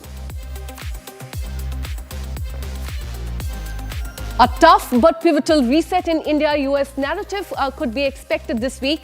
Parallel trade talks led by Commerce Minister Piyush Goyal will decide the economic front, while Jaishankar's diplomatic outreach may set the tone for global alignments. Will Washington ease its tariff stance is something that remains to be seen. Will India draw a red line on H-1B visa fee? All eyes on New York as diplomacy and trade collide. And joining me live is National Security and Foreign Policy Analyst Siddhant Kishore. Thank you so much for speaking to Republic TV. Now, S. Jaishankar will be meeting with the counterpart in United States tomorrow in New York. How crucial is that? Because that is coming at a time when there are concerns regarding H-1B visa. There's also trade tensions between India and United States, and also 50% tariff that has been imposed on India. How crucial will this meeting be, according to you? Well, thank you, Akanksha. This meeting is likely to be going to be very crucial. Priority for India is to secure a complete relief from these punitive measures, from these protectionist measures. That also includes 25% extra punitive, tariffs on Indian exports. And for the United States, the priority remains to gain deeper market access, something that India has not been very actively being negotiated to. So this is going to be very crucial, and I think the H-1B visa problem that the Trump administration has created just now, although this is very unilateral, this is completely a domestic issue for the United States, but it has a very wide-reaching implication in India. As you must be aware that more than 70% of H-1B visa holders are Indian citizens. So many elements to this negotiation, but the trajectory of these negotiations, it is very difficult to keep a track on at this point, because this negotiations is being held by some of the most senior member of Trump administration. And we also know for a fact that the Trade and Commerce Minister from India, Mr. Piyush Goyal, is also a part of this negotiation right now. So at this point, we must keep an eye out on the reports that are coming.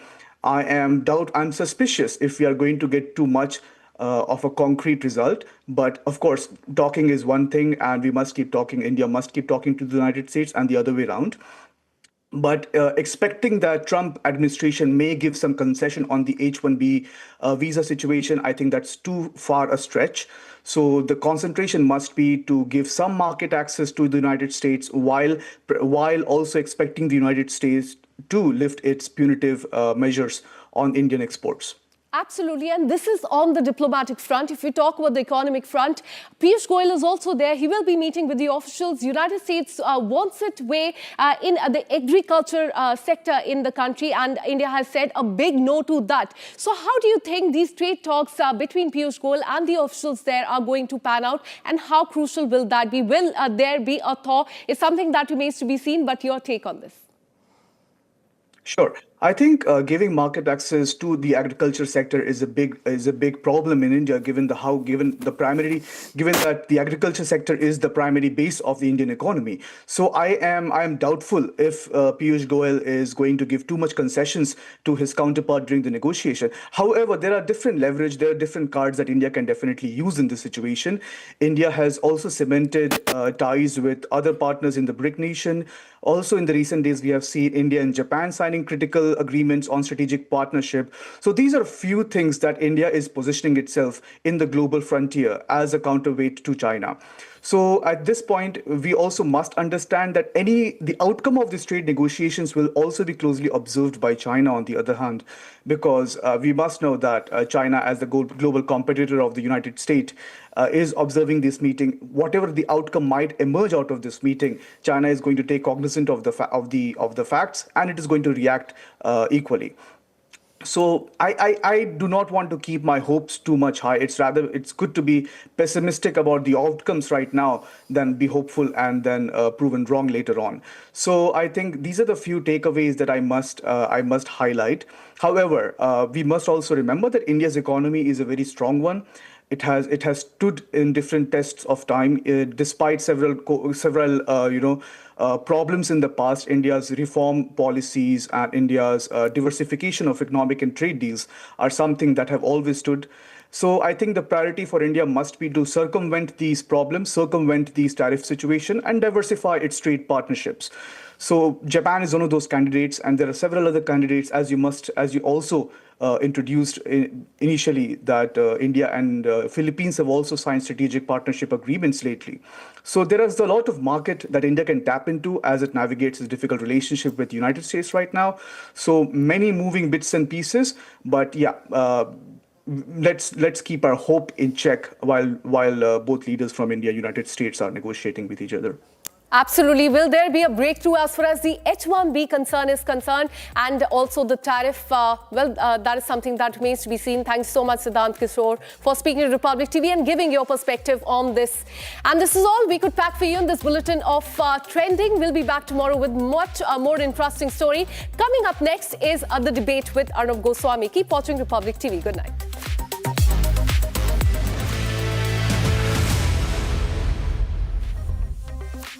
Co-powered by Century Ply Club Prime. Raho befikar. Amity has been ranked India's #1 not-for-profit private university for 11th year, with top 10 ranked institutions in management, engineering, biotech, law, mass comm, telecom, hospitality, fashion and more. Yet another top ranking for Amity University. ये है secret recipe MDH का जीरा SIP जल जीरा मसाला। SIP SIP जीरा SIP जीरा SIP MDH का जल जीरा जीरा सिप MDH का जल जीरा जीरा सिप। पैसा लगाना है तो सेंचुरी प्लाई क्लब प्राइम पे लगाओ। डूबेगा नहीं, जलेगा भी नहीं, कोई खा नहीं जाएगा, धोखा नहीं देगा, ऊपर नीचे भी नहीं होगा, सेफ रहेगा, सिक्योर्ड में मिनिमम 30 साल का रिटर्न देगा। अब इससे बेटर इन्वेस्टमेंट है तो बताओ। सेंचुरी प्लाई क्लब प्राइम, रहो बेफिक्र। आर प्योर सूजी पास्ता उबालो मिलाओ और खाओ 8 मिनट में तैयार। क्या टेस्ट है सबका राजा हार्डकोर मसाला। मुस्कुराए लड़खड़ाए जिंदगी चाहे जो भी हो। सर, पेशेंट के लिए कौन सा रूम प्रेफर करेंगे आप? जिंदगी भर के प्यार का कोई रेट कार्ड नहीं होता। Tata AIG health insurance, with you like family, with you always. Last night, someone dropped the kapoors. Well, almost. But Cubo AI stopped them with an automatic spotlight and a blaring alarm. Cubo smart security cameras. Not just record, it protects. दादी के हाथों का जादू और खुशबू से महकता घर, माँ की मुस्कुराहट और खाने की सुगंध। MDH गरम मसाला, क्योंकि हर रिश्ता है स्वाद से जुड़ा। भारत की अपनी दुकान इंडिया सोना, अपने देश का सामान इंडिया सोना, इंडिया सोना, इंडिया सोना। थोड़े में ज्यादा स्वाद, यही तो है इसकी खास बात। वाओ मामा, क्या स्वाद है। अरे मेरे राजा, पैसा लगाना है तो सेंचुरी प्लाई क्लब प्राइम पे लगाओ। डूबेगा नहीं, जलेगा भी नहीं, कोई खा नहीं जाएगा, धोखा नहीं देगा, ऊपर नीचे भी नहीं होगा, सेफ रहेगा, सिक्योर्ड में मिनिमम 30 साल का रिटर्न देगा। अब इससे बेटर इन्वेस्टमेंट है तो बताओ। सेंचुरी प्लाई क्लब प्राइम, रहो बेफिक्र। आधे बाउल दही में 4 चम्मच MDH चटनी पुदीना मसाला डाला, स्टर करो, पुदीना चटनी तैयार। MDH चटनी पुदीना मसाला। MDH।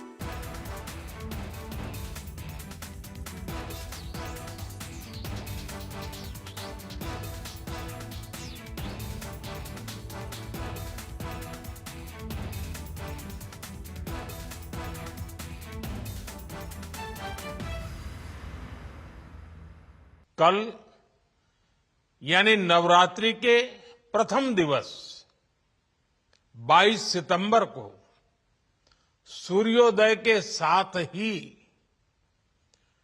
Next generation GST reforms लागू हो जाएंगे। एक तरह से कल से देश में GST बचत उत्सव शुरू होने जा रहा है। इस GST बचत उत्सव में आपकी बचत बढ़ेगी और आप अपनी पसंद की चीजों को और ज्यादा आसानी से खरीद पाएंगे। नए स्वरूप में मुख्य रूप से अब सिर्फ 5% और 18% के ही टैक्स स्लैब रहेंगे। इसका मतलब है रोजमर्रा के इस्तेमाल की ज्यादातर चीजें और सस्ती हो जाएगी। खाने पीने का सामान, दवाइयां, साबुन, ब्रश, पेस्ट, स्वास्थ्य और जीवन बीमा, ऐसे अनेकों सामान, अनेकों सेवाएं या तो टैक्स फ्री होगी या फिर केवल 5% टैक्स देना होगा। GST कम होने से अब देश के नागरिकों के लिए अपने सपने पूरे करना और आसान होगा। घर बनाना, टीवी, फ्रिज खरीदने की बात हो, स्कूटर, बाइक, कार खरीदना हो, ये सब पर अब कम खर्च करना होगा। आपके लिए घूमना फिरना भी सस्ता हो।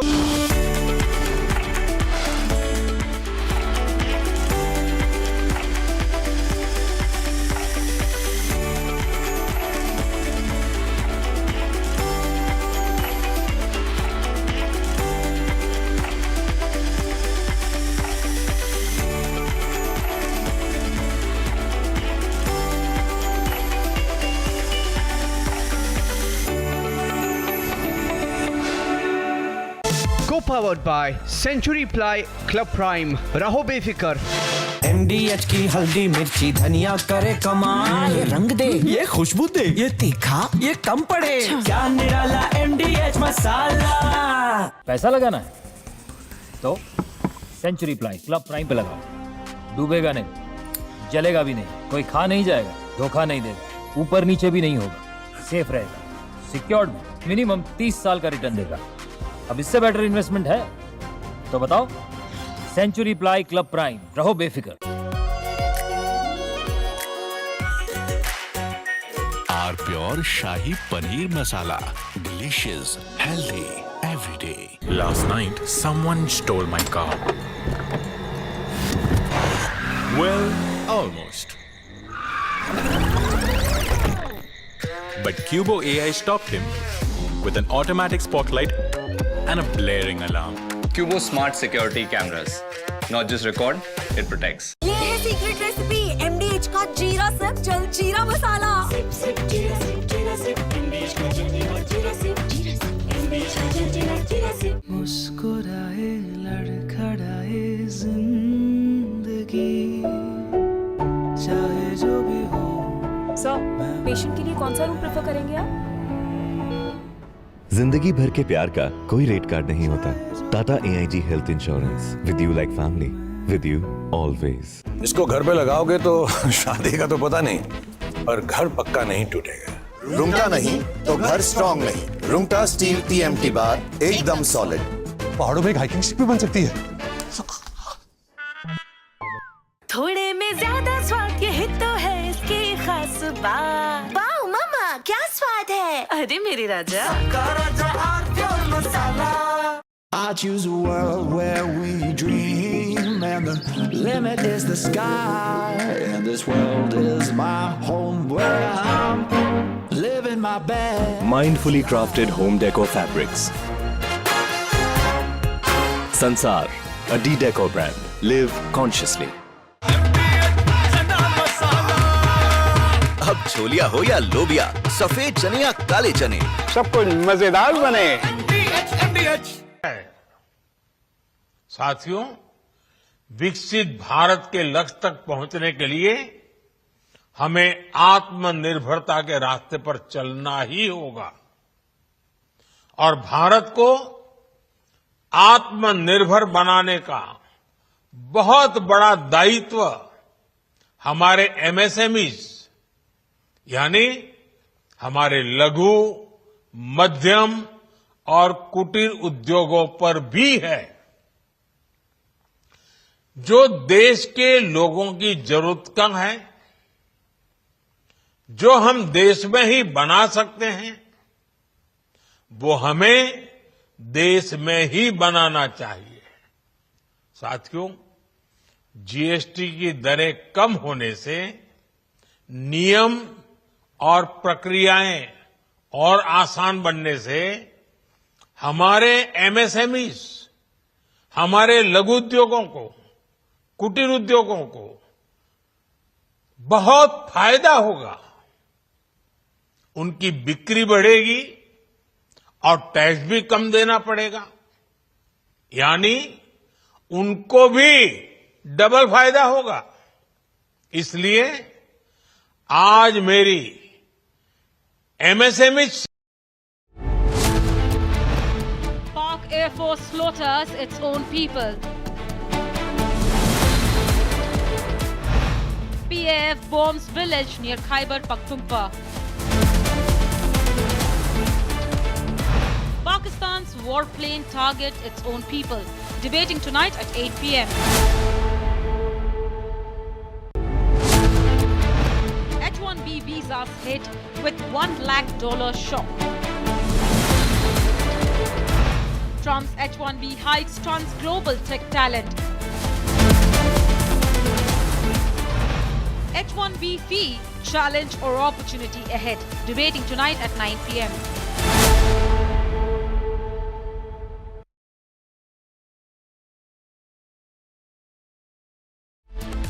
You came in, there were already so many legendary voices at that time. It might have been very difficult to get recognized or get noticed. Success, career oriented गाना कभी सीखा नहीं मैंने. गाना सीखा क्योंकि मुझे गाना था, अच्छा गाना था. That was my only concern. And to sing in my voice. उसके लिए it is very important you do classical riyaz to get your own voice. आकार करने से आपका आत्मा का जो रूह है, it comes out.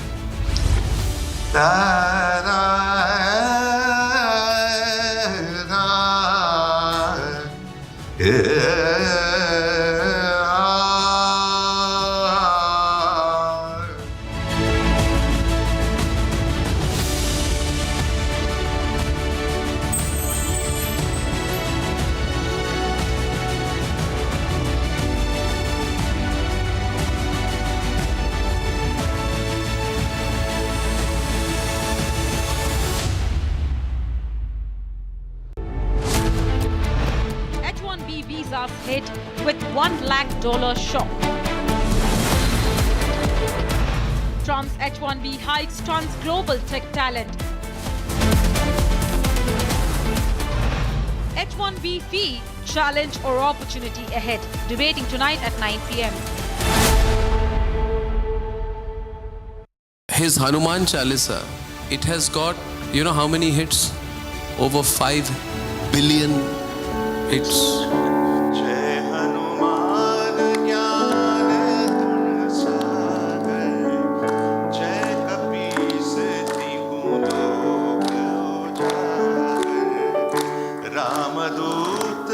अतुलित बलधामा अंजनी पुत्र पवन सुत नामा महावीर विक्रम बजरंगी कुमत निवार सुमति के संगी कंचन बरन विराज सुबैसा कानन कुंडल कुंचित केसा